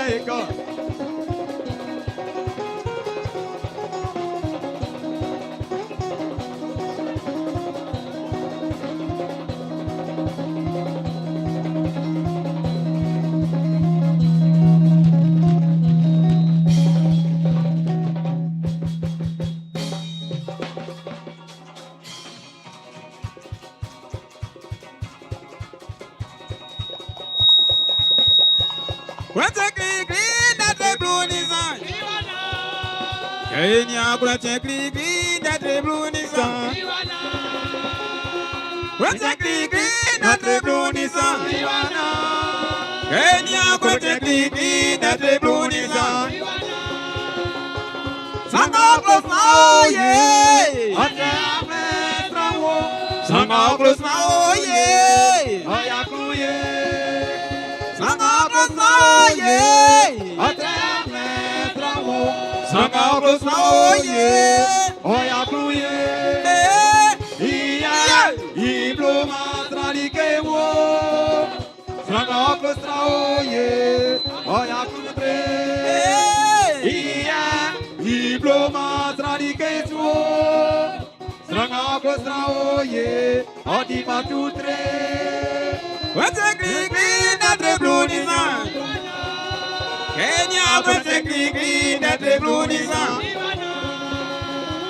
What's a green natre blue Nissan? Kenya what's a green natre blue Nissan? Sanga close now, yeah. Sanga close now, yeah. Oya kluye, Sanga close now, yeah. Sanga close now, yeah. iblo matralike wo. Sanga close now, yeah. Odi matutre. Iya, iblo matralike wo. Sanga close now, yeah. Odi matutre. Otumewo, yeah. Ils offrent tout mes mots, yeah. Sanga close right. Ils offrent tout mes mots. Sanga close right. Odi matutre. Sanga close right. Ils offrent nyakluye. Sanga close right. Ils offrent ukasero. Sanga close right, yeah. Sanga close now, yeah. Oya kluye, Sanga close now, yeah. Oui, Sanga close now, yeah. iblo matralike wo. Patina Moulin. Sanga close now, yeah. Odi matutre.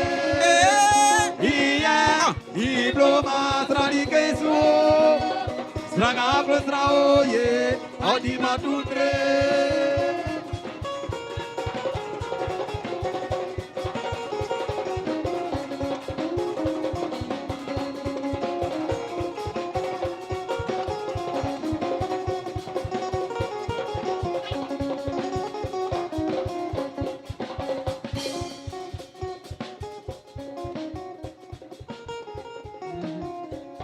Alléluia. Alléluia. Makamvule oyonyamie Jésus do maino. Seigneur wafanga efasio nyamie. Wafanga efa unyamie yakluye ongwaino. Wafanga efa untidele ngabo nyamie deliwo. Oku wafanga efa nguke nyamie otifamie. Blenga wajuke esie nyamie so ingumi. Na efo angune efa mata nyamie. Na wafanga efa klo nyamie. Ezinglo efa kle nyamie. Ole mon bobolo, ole mon Julia. Efa quand vous l'aimez yo anagama. Ole mon bobolo, ole mon Julia. Efa quand vous l'aimez yo anagama. Jésus est à tuer mieux.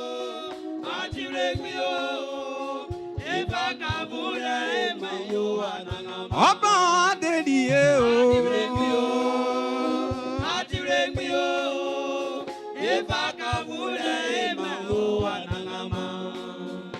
Alemo bobola, alemo jueria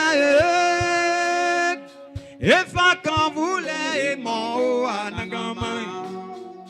Alemo bobola, alemo jueria Efa ye ile emo anagama. Jésus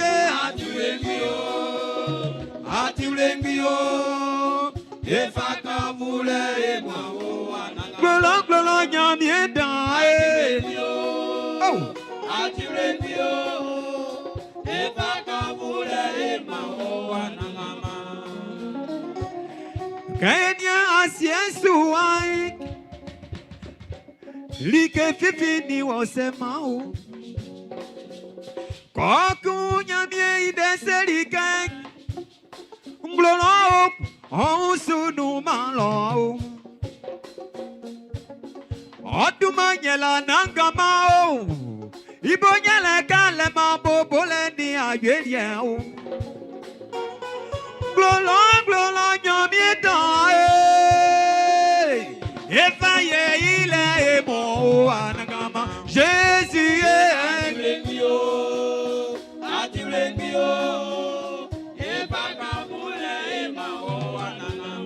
Jésus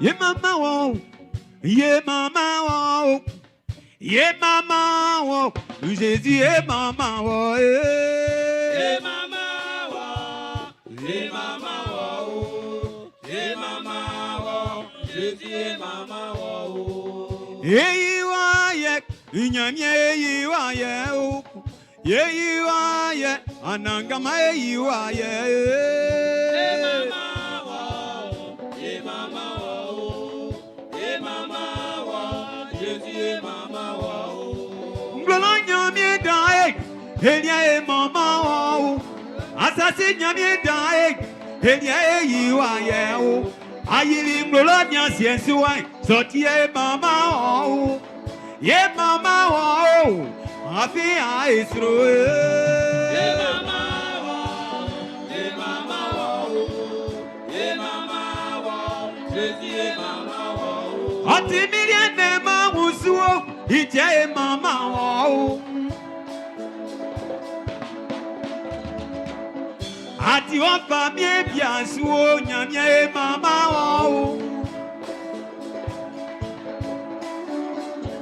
Ugonya le fi o Ije mama o Lolo nyamie da ye you are ye Ye mama o Ye mama o Ye mama o Ye kambu o Nyamie kambu o Ye you are ye o Anangama nyamie kliye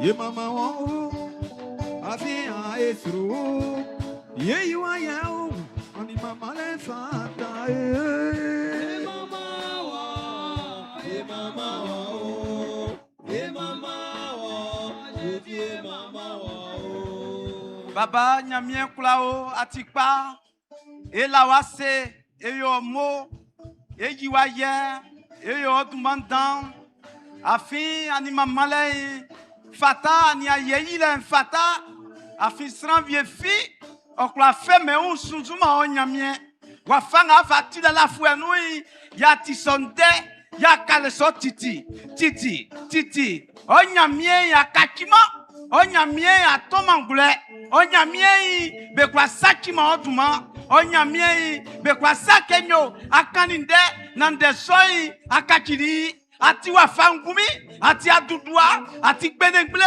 nyamie bola plai nyamie bola unsu baole titi baole mandima baole mandima baole mandima baole mandima ani mama fata ani ayeile fata ani kamvle fata c'est mama oi otisu mwale klosra ba klade yo ba kwa simon vuo ba me ya mjwe ba me umie ame jojwele wa mi kulkula o makamvle nyolie mama mala nyolie Esra blenga we ati walie eku afion one day awanyo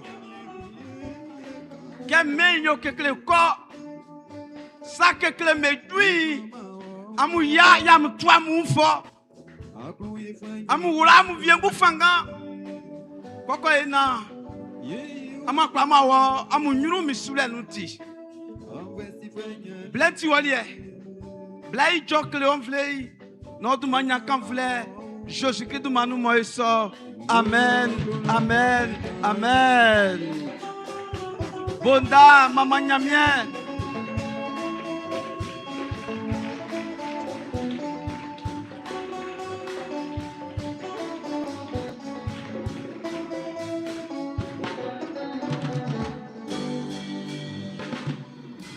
mais clay jasonglo ye akanga enyamien inwande Ekanga Luc d'être bluning blanc ima blu ma ifanye myende fruamu na esuisu likawre iwa fi mbonka kilistran mbali bebo bemlini bekundele oni be dele manyamire indensu amen amen mais clay guase Jésus Christ do mainu Baba ni mamimu e amulike mi Jésus Christ do mainu manyamien ya undwe sain oni amu otran et c'est ande wamu nyunui yeleke ande chen oti ngumi chen son oti chen kumbo osielike chen son nu mai kan jasin bolen inde jasin fein abo Mie Jésus, fayakili, et sanu fayakili, asonu, isanu, et kende. Ndengabo, nyamie klifamben isran, ke afwen et susu, yele ke nyamie bo okplen I asonu, iwa wesan, ye kplen I asonu. Yese, nyamie okplen asonu, I kplen nui, on fata ke kusui, et bo jasin, et kan nyamie inden, et kle, bengabo, enibe, et mantamu benga ni be tran likawlemu on fata ke e yisa so inglo klebe na mabe sike nyamie kunole bo ngwanu bo de bo 600 envoie yo mansan ingwan isoti misini minimu ande kuneke e ula san kun fanga yele ke jumanga bo nyamie fawle isanu o akpe ihunkan Iungabo akpenye leke afwen ingabo esusui e mwa ekan klamu don ndengabo e akambe comme esie esu ama blengabo balonui on fata ke e klain ma o eke sranku on mantai bo seke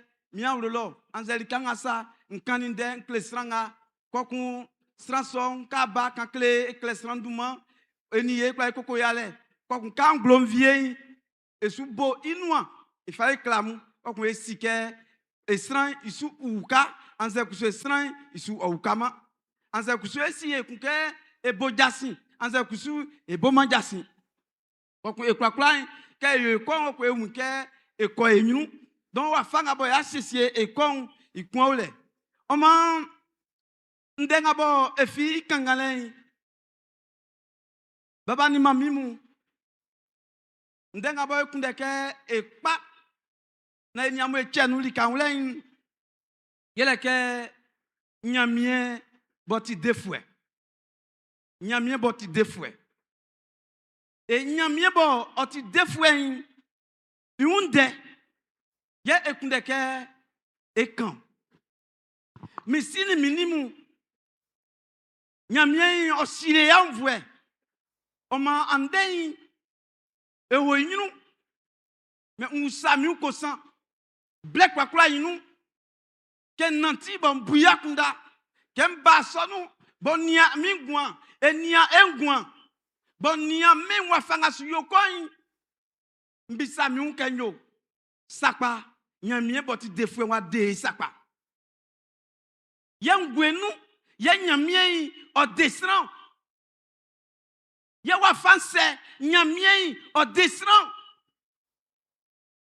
dele ngabo nyamie o fa desran yun deye kundeke e kay klamu iboti envoie sifwe boti defwe on meni wanti ke oyi klosra afenu nyinenenu satenu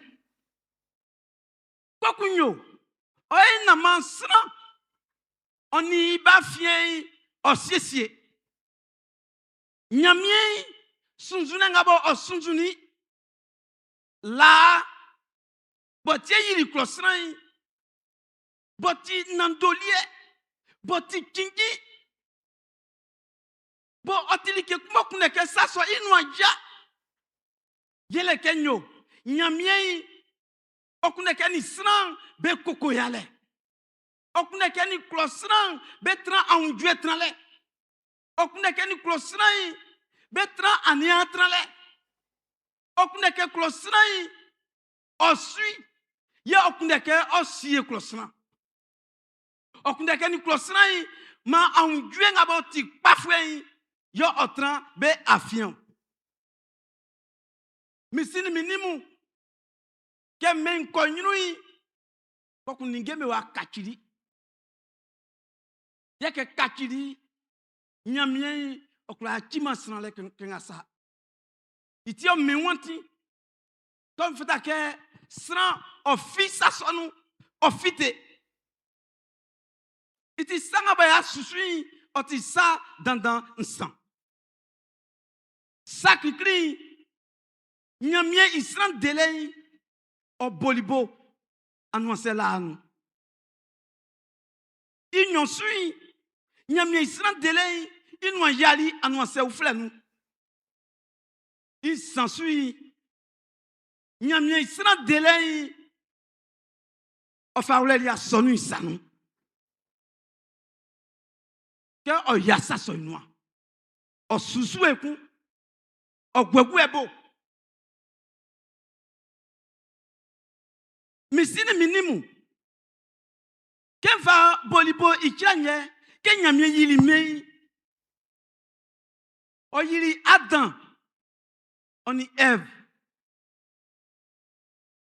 kulole wa fanga nyamie fa kuloli bei o yili nglo we kenyo nwa amutranle mbomi mamwali amudi Kenya mien oyoliso yesisieliso be diafie be alikefi be siman fe be siman nyinene be si atupache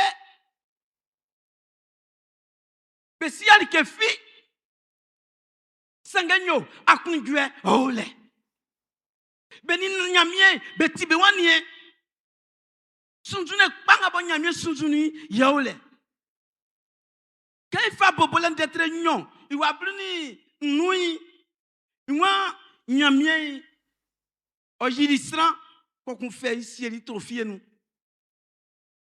Que on y betran. Mais si ni minimu, que oyokoi, qu'on ningemu, bakbeli beun. Ça te wa ululile. Koku klosrai on nyamie bafien otili e afien abo tilinti Nyinene, on y a fait, au abali. Du manga babe dimai. Si du manga wa keklebe sanu. Yeke wa fele. Nyamye fali a koué. Quel nom on fait à que j'iclosera ça sonne. Et closera yiwanu. On m'a annoncé au flanoui. Wabo, mien Jésus, il balait, il sou, annoncé là nous. Oasi sran bien nous. Mais si ni minimum ça kumba kundeke e yinglo na ma e winwle. Il est que be kura nga bonyo. Nyamie sran nga bon nyamie kuli falibe. Bok palibe, nyamie nou ndenu. Boy Flavie mon prophète. O falibe ke be dit ça son soutouman. Mais comme on closran juin wala ti bakla ba yoman. Bakla ba gwagwa sa sombo. Bakla ba souma sanga bon nyamie kuli boti ya unle suri ke bokunde ke nou anja bakla ba yoman. E nyamie wa me wonti. Ye ba bokasiye mu. Ke sran kun wa ba. Asiesu ye wa de menyo. Yele Jésus-Christ i osu. Ça fa bobolen d'être instant i wa bluni nous que nyamie klibo be woy i sanzan on i blay bo oy joklei o sese nwenia akei jasin sanga kusui ikusui iwosunu blay iwosunu san otiasu ake ijabo oklese. C'est-à-dire, ici dans Jésus, il a bain au bolibolo. Donc, il va se nous blanc. Il va se nous les donc, aujourd'hui, ça soit inglo. Donc, à fin, on connaît que Closran, on fait ça son on fit. Il dit, on va beau, ça son sué famille David. Il blesse. Il blesse. Il y a même des mois, c'est qu'on David, il va au des fois qu'on va bas, sinon qu'on va bas. Il y a les mois, il y a les miens, Jésus-Christ. C'est quand Samuel Nyonsu, il va un sobo fagran, bluni, nous, okende. Esaïe d'être bluni kun, il va kun, okende. Oti nyamie ya samia idan. Et nyamende se ke benga be ijo nyamie nuamu be bolisa sonsu Esaïe kani o ijo li nyamie noa que ça son inouan oaya misini minimu klosra idele ofimande klosra idele ofila la fouet ofi annoncé il vous fait la anulo que fait l'ile nyamie waya ça so inouan annoncé ou fait nous et annoncer ou flanouille mieux Jésus au abba yeke au abba de son abo bekeni de annoncer là nous waye ndebo waye nandolie waye ndebo waye wei waye ndebo waye sapa waye ndebo waye grei c'est information d'être con il wa kumba fakran bluniso okende. Mieux Jésus, il y a filière, inde. Nyamie, au baliké, au descend. Il craint, et quand il y a des il voit, et lui qui est très bleu, il voit bleu. C'est un bobo bolelo. Il voit qu'on le lève, il va du bleu. Nde son okan bien kuma be fleur jaché iunde. Jaché comment otitika mon vlen soni sans mettre pangma okla uma Jésus. Nyamende se que jaché okofuli wakakusu. Bon Jésus si yo uni yo. Ya ka uni Mwen Jésus gira na wa ulolo yen nlandeo, wa ulolo yen diriko. Et j'achète grali. On dit Jésus, be oli ya ulolo sakpa. Kebe julilo bon nyamien bo wa uli ya ulo. Nyamien bo wa siye sakpa. O elia kunjwe. Iti j'achète wa sekenyo. Ke findei ninge ngabo nyoli bemu ngabo ti sa bo nyoli bo ti esu bo ti akpai ande kwakwason njibe fite be ngabo nti obo mfabelike na ulesu bo mfali ntrasui nji mfa mambe ye nji nsupe nyoy ku mfa mambe anse pe na ku mfa mambe likanga ba mandia na ulele on fait d'accord na le son otranle baba ni namu yen de so kanimie Jésus iwa nglan o asekenyo andei nyamie itidele nyamie israndele wa wulu bianga ya wulu sakpa alléluia. Il va plus Jésus, c'est que. Oh, tu sais, les questions à bien yoli, poti sakumbo au bon noadan. Ouenya, mbali bebo be mlini, be kundele, be dele, mwamu yebe mlinio. Mwaya wa mlinion. Est-ce que nga weye ya mlini? Jésus m'a bali benga baba mli be kundele. Sakpaye le que jaché wa mli. Oni nyamien ba fienti nous tiwa. Nous tio. Yele que na soma Jésus nous ya mli nous. Mais si ni minimu ambuka etie Jésus balio. Jésus bali jifu meti. Be keteli ba mli. Ya kama on ke telem bali ya kusu si ya mvwe si ene benga mo be onu yela ngai kwakwai en direction otoli Yesu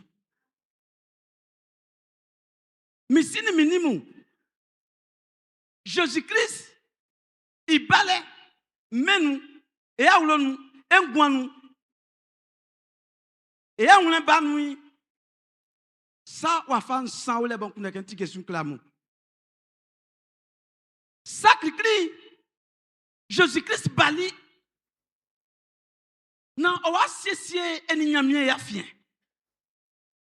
anwansenga ba ole la eninyamie ya fien bo anwanse son bubuli o sakili satenti Jésus-Christ bali nan manyo obo sa so iwofle obo anwanse son wofle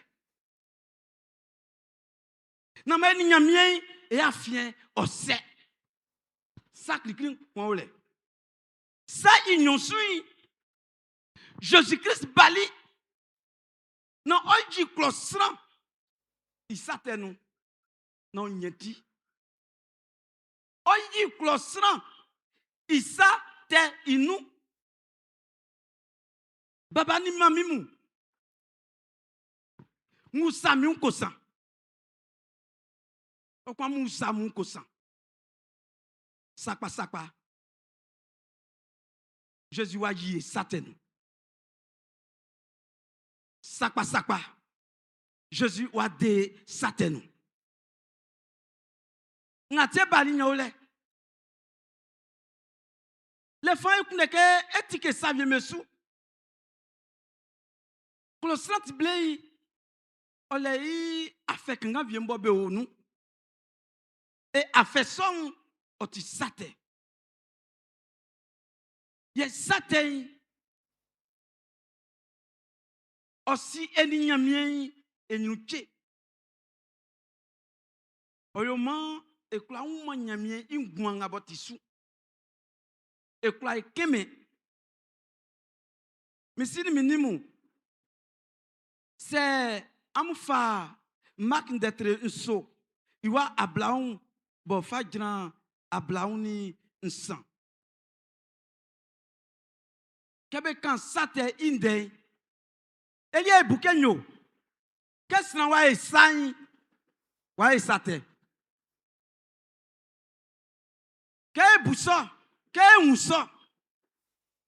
E kwakwai. Kama yon ke ti senti sa vie mole e boumende.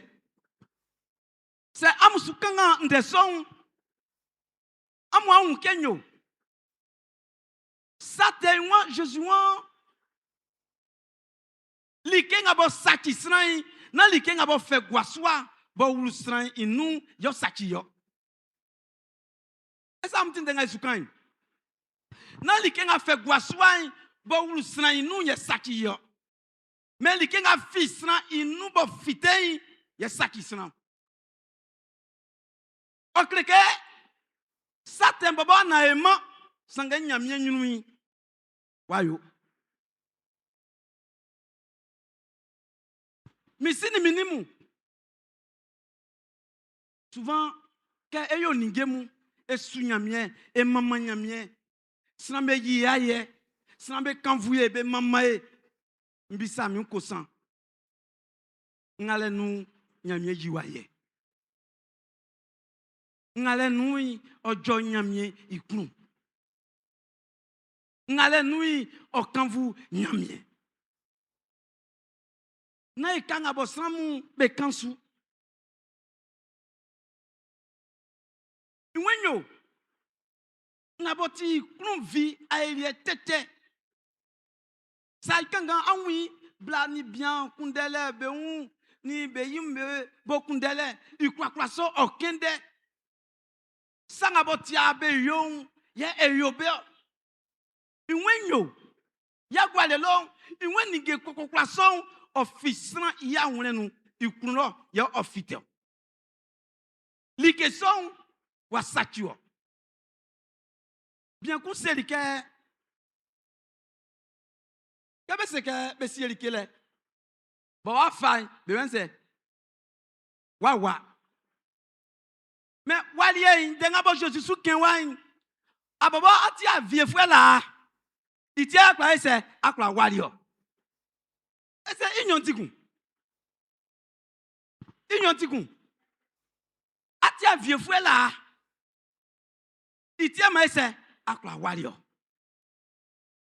Kemon akunda tete nga boy bube mu sanga be o anwule be nu bo filo fitein yo sakiyo okleke eti sate fwe la. Kama eti te fwe la Oma eyote. Dona bukenyo. Ka yote yebe sike wa ete. Ngatumati san souma. E nou pangbank pa e fia. Nan se like nga yo e ayo. Il y a be umaye. La nga bo like pasteur kun. Ansike nambo na sonu ele effect pa ou le. En fait, tant qu'il contrôle dans vieille facréon, quand on se rend quartier menou, quand je sais c'est fidèle mot, et quand ils sont à travailler mou, béo mati vient nous. En tout cas, quand on paye, il y a number one there. O idoma, mais o fleur. Nasran, na bewan, mbami wan. Ya quand y nous, ça a si que nasran. Et oyoso ofa wula a son fwe me fangana be jaso satenu. Misini minimu. Likenga bo osakiye. Yele likenga fia wunen no fite. Ye sakiyo. Sa yi sansui. Jésus-Christ balike et nyangwa bo viement. O balike klosran o nyangwa bo viement. Ngabo o efe boti nandolie boti kinji yaoye. Yon futa kaise enye yo. Yon futa kaise e kunde. C'est lui qui est sans aller. A dia sujuma on guanui otikekle. O balike sranku on nya ngwan bo viement. E bleba boja simba e kankle sramui. Le ngale fwe kan jula mi blibli mi pale su. Ngatie ba sonu, ngatie fe, ngatie ma esu nyamie, ngatie mama nyamie, yele ke blekasien nui. Eni emi e kotran. Même ici ni minimu. Yese oti somboti na wle o. Bo ate o tenu. Nzo anu. Amwa wanya oti. Sranga bo nyeti. Ninge me kachi ingwanu. Sranga bo nyeti. Yakunda kachi. Sranga bo nyamye wa dei. Iya unlen kachi. Ninge kpakpamu ye bube akunda.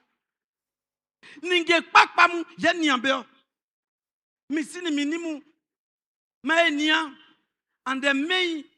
Titok mesu. Mbisa mi uko sankenyo. Yen zwe ya son fwem. E kweba. E jinglo. E yo. Bo men sike. San vie me ole. Bo be fal na ole. Be bali. Ngwany ole. Ti dele ole. Yese ya ulombe nou. E kwa yasa sombe glo. E voisin mou. On y e voisine mou. E ni be kwa tran li ka ole. Olie bobon, wala nga ole sran vie sou sre amien ke ma be o afete anze kusu be kan bo swanu. Afi sanga bo fi o kun lo bo fite o sakiri kai.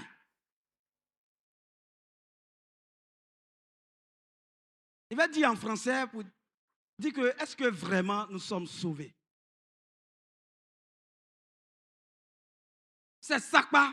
Naoule, Kenyamiewa de sa sonui. Njoyo, e kati esi abladile, esi gblei, nkun bo saki asonu, moni e nyaki anu, bo saki asonui, moni e mpriment. Sranga Jésus dei, otimaka alua, bo fi, on après dire comme ça. Sranga Jésus dei, que dei, otike, il clan, o clan dit que kumba li que son tiakwa ko o poufite. Et li que son a poufite, il est satan ko poufite. Donc o clan y pou satan va fite na unenio. Et quand o clan pou va fite, o kleke wanya otish. Et ils sont, ye jasse o yilinglo, il claque pour lui que tete akunda tete, sangabo yobemu, il claque pour lui sa son fiteli Jésus bobo nous le, que fin de nous solien kun, kakisna ou fle.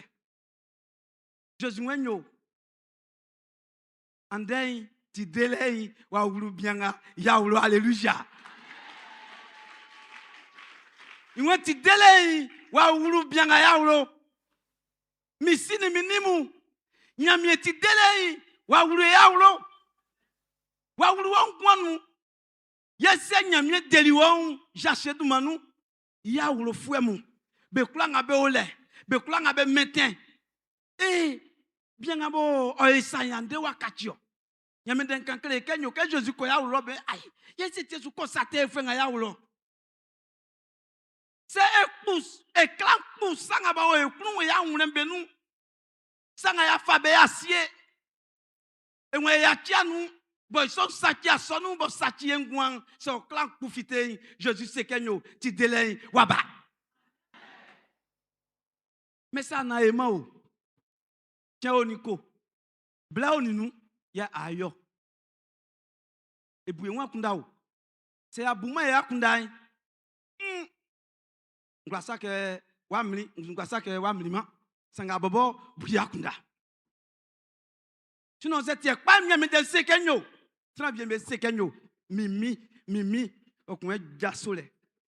Nsiao. Nia, nan debao. Est-ce que vraiment nous sommes sauvés? Ça me sonne, ça me soucie, mais nous, c'est que boussa son yakunda. Na yakumle katile otranu. Ti délai, il va faire un bon yamien, ojijinglo, oti envoie sile. Oti envoie sile. Yo silio, iti o deo. Sinon c'est tieti, ben ma boule kumba, waou. Okuo.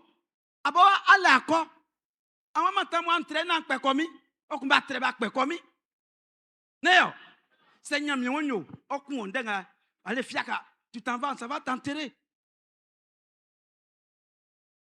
Mais si le minimum, verset qu'on l'a ekende tinkwa. Be wonyo. Ça te ya katwai, il est vieux. Vieux on y a de kende wanyo. Amuke vieux ngabo e wiyenyo. Amuke vieux ngao enyo. Ne yo, ça te ya katwai, il est quelque au fond les nuits. Wakundan jaso nyamiesu. Owa wei oklan kwa kama nyamie iwawei. C'est courant. Il y avait fait ça, courant soy, il nous dit pas. Le courant ne passe même pas. C'est déconnecté. Wakundai, oh menu ninge mesu. Waulei, oh menu ninge mesu. Oklekenyo, ani nyamien. Amnu male. Oklekese, wawenu, mais ça consiste. Voilà. Wa wenu ite wenyo bebie me seke mimi me wania am sinoza na sima amu yele ke wa fable wa patama saso wa kuma okla wa kuma sa tete sonyo le tete so wa kuma afitema manyamie oukae na ma e un saso wle se ati wuwa wa wenu nia ayo prière mu ala kondo fable mais c'est nyo ana dia sa son sujuma nakama o odi 1500 anglokun ay masi wa décourager o la bo am sima ke nyamie delie na e diakunjwe. C'est ça qui est le fruit d'esprit de l'esprit là, c'est ça, c'est la joie. Le chrétien est appelé à vivre la joie. Donc on fait que nyamie fleke tra akunjwe nous pourquoi lien tinkula wa mlanyu nu tinkula sa tinkula andere jola ya nfe minimu odele lien iteka Jésus na lualo blisu na owulo se wulo otikpa okun on jo sa forme ende kasien ti dele mi Jésus o fa ti asonu sanu. Wenyo, ti dele mbali, ti dele wa wulu ya wulo. Wade, nkan klamu. Na klosna, yoli nyamye si, nyamye demi. Nyamye bobo, ye jasoli tran wule nou lo. Ye bali klosna yungu. Yungu mbali kenyo, ndeo. Na misanye na bla. Sa akpunisui, yo odeo. Ibobo bali eun ko déclosant ya ke bo nyamie bali soyi misini minimu sien oyachi esanu na nyamie o akokun e boy ti asonu fue bo wa de yo ofae Okun eko benga be mataemu, benga be ogwaslomu eko beun. Ke eko beun okun be kusui be susonu. Yele sanga bo jilinglo akotomu be tuli sa son be jilinglo. O masra kpang pa. Be fa beun be mani nyamie. Sra suma be la fili nyamie su be nyani beti. C'est sous kanga akotombe nyolien d'être nyon. Iwa blasan on in so bo fajna ablana on inu okende. C'est un fan d'être blunisien iwa blasan on in kui okende. Blemo be kan de son ti delen de son indei srambe diliswa kunjwe. Kenkun ntoli sankun. Bon, tout ça, sommet nous, bon, fa cléi. Au conseil que, je suis fatigué du péché. Si tu peux m'aider. Qu'est-ce que ça m'a fait? Ça t'est nous. Ce que, ouais, écrit. Babani, mamimou. Sanga boy kune ke fa chiam sanu, yaouye. Ti delen bali, ti delen oule. Seigneur, ya kama, na sanvie mou, banyama beti, ya ite. Klok mwen koumbo be kwa boma be kan men de be kleme. Ma kan de so kuma gina le so. Yen se ke baba ale o wakun. Bo onyani sika pa. Okun ati be an be wan.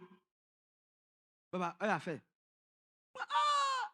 Nga bo se chengan tre sa bo li bo ntre nga ya disu ya bleble. Nzuti nwa ofia nsu wakama. Ese keli ki nga bo ne yi otrasika. Yele Jésus. C'est ma kama ma klao. Baba ma ete. Ma yo okunu vi. Je m'en mieux faire que son femme. Si quelqu'un n'a pas on mieux qu'on s'engage ou on a ce matin au tient ma son n'a tout mis à le coin.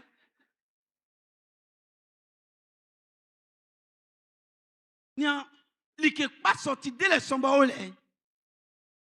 Na fiasu. C'est fiasu. Ya fond. Ya une vie. Ils sont ici. Que ouais ya le menu. Ben abe mantamu amu wo beun amu kande fefe som fa klebe okun amu yindo liye papamu benglo mansan beti mambe wi c'est su yo son e un kenyo ti dele son on ti ke fa kle e kwa eso e kwa yo ils sont qui fendé les les bon fa du juillet ils monne qui cassien boy ya sa e kuin ya fa pa so aviemu bo be wa tran le kamba sonu amu beun ke ni yen nkan de klesranga woni tiri oba wa kwa ma isran so duma don senya mi ukan amu ngabo amu wan nyom un fruwa we e fa imamu akla kle o numero su nyamien den wonu ya fa eboja sinio kokun afa mabe afa mason e ka nyo son okwan kuso amba ta fa lisran duman on numero a kan kle kokun ka anglom vie e bonua ndende pa e klamu ke bokun ele nu e kwakwa ante français blue français blanc kabeyoli ngabo o mani yewe konka son écoutez si que esu ko enyunu manyamien oraisu manyamien ramsu Jésus Christ manu moiso amen.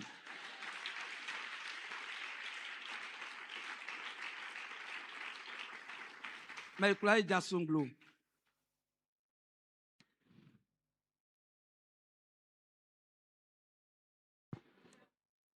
nyamien ibleo. Donc, on a dérangé. Oti nyamien. Donc, les Kérawayo, sans qu'on y a une dictature.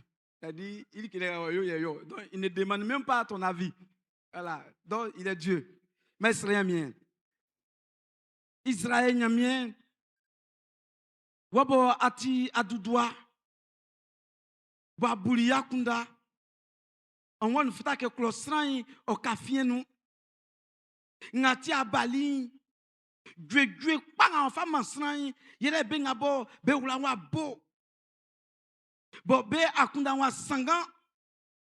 Bo be o satenu. Anwa jibe sasonu fafite. Anwa jie sasonu fafite. Na ma ekaki esi saten. Na eklen e maomlomlo. Na enyangwa bo viema. Israël nyamien susra. E nou pangban pa e ba sonu. San vie oji aye. Be mamae. Sanga o nyamien aji aye. Na yolei o kanvu o sakpa baba. E nou ya fien o ti sewa sakpa. Israël nyamien sra. Si e wan vwe. Na ken anwlen ba mu. Kati anwlen mu. Bo anwlen be ofle. Nama kati de otran gwen be nou. Otran anwlen be nou. Zache wenyo. Mie. Nyan sanga bonyo li ben ben dili ben drumumui. Mfa ben de som fa mambe. Kwa ku ngwaswe ku mfa mambe. Ananga mansra. Yo ma eklai okra ku saten. Ba we anwlen nou. Boti sasukusuku yolemu. Krum vi anangama anwlen nou mo ku fite Jésus-Christ du maino. Yo sona ma oduma fu na black asien nou na waseke en moni balé Jésus-Christ du manou yensrewo amen amen amen.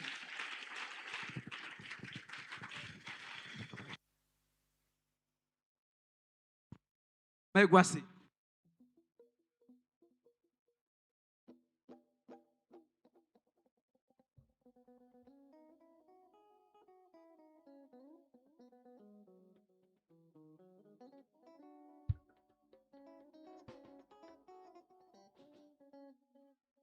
Alléluia. Tonti Allah nyamien yase. On y a bon asad nanga bon nyamien yolibe. Inu ande fefe ngaba tiri bo joli wokun.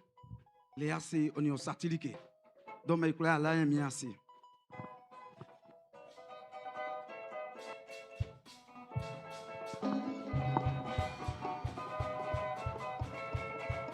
Awiya goloba. Awiyo. Awiya goloba, awiyo. Awiya goloba, awiyo. Awiya goloba, awiyo. Awiya goloba, awiyo. Awiya goloba, awiyo.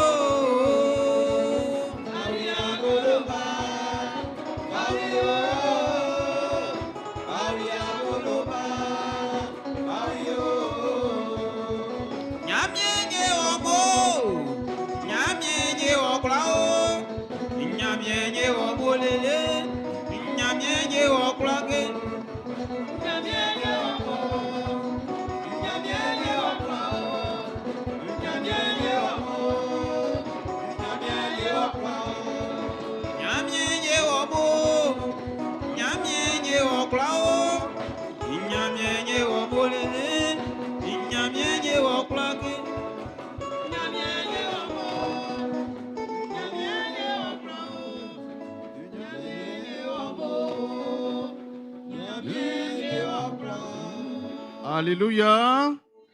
Et nyamien moye léa c'est Jésus de maïno. Oma kana faya ou frère mouya clé. Ekuna ka eflan tiens ba abla sanikon. Nga moya di nyamien nyron ino. Ka efe jué tiens ba ancien. Le nga faju utu tiens ba ancien.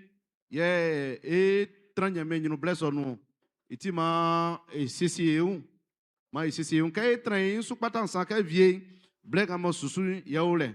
mais avie ju iti ma bien o ukai eso e au fait metignon mais so enyama ngoran adwa Victorine Abidjan wa ye oba keni asonosien mais so enyama ino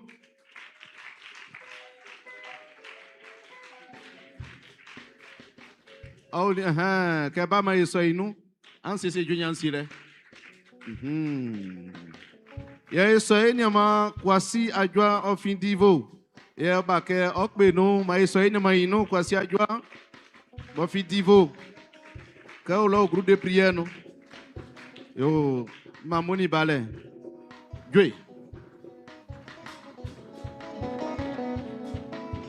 et amumoni balé et amumoni balé manya miera muso et amumoni balé et amumoni balé et amumoni balé manya miera muso et yo amoni balé mami mo miera muso et baba surintendant ni nyamie stranga mo e soin boni baba di mami mu be kula nga e soin bon ye nyamie vli fanga no e amoni balé mami era musu e mami nga baka ni kawai e sieli ke klama nyamie yauro juma ngama diloi se kawajua na fiasu di juma so fa mama nyamie ye mami nga su pe nukma juro e lo fo amerike nyamie vle ke wanzu sa su sinwa e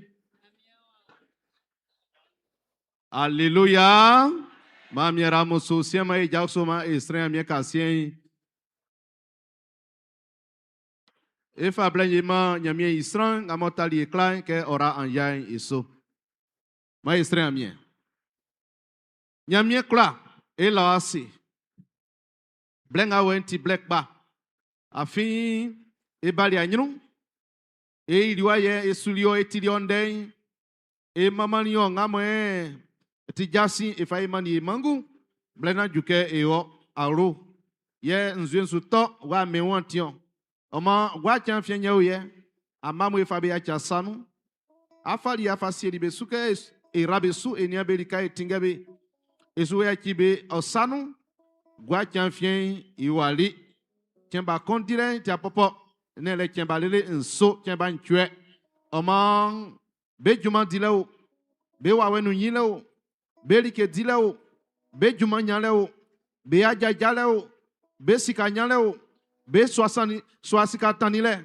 like kranga ti be asamien ivio le boma bomansu ivie samien jojo ivie si ini iji iwa ya oswa ijanwe iun sandime anangaman be ayin klama be su yobe jeje de maino nglamoi mabe nati aunjeno mokpa jale trambe su na me be tindre konsa ikpoto asieu sasabe bosin jabe ni ansidan mabe diaknu jwe abe nyan jwe am famu ae ani kwaye lei ini sura lei am famu o manyamie nati amunyrum amie sasamo nyamie kamu tinde menyamie ifasirire ba ifaura mungwanu nyamie na okamu tinde kunu bifenja so amu mai timlien oto yema amu kachi menganuk bajare anyunya ya mi sura len tram klok amu son mamu klokrain amunya ala je amu gurunya mi sulok nama masura len tram so je de maino amen.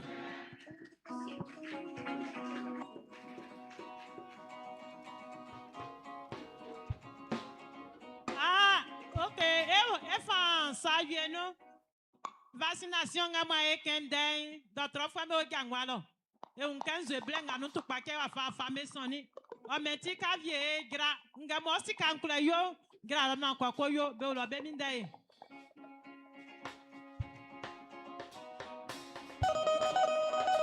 Klosla mwa boti kekle mu bole sai osu ke mana wa titi sesioni onyo miembe afien o se bien bona ou make nyamiende baka nyamiende kasi fasie wa mweno nyamiende baka c'est en plein eau. Close un coin, bâti qu'un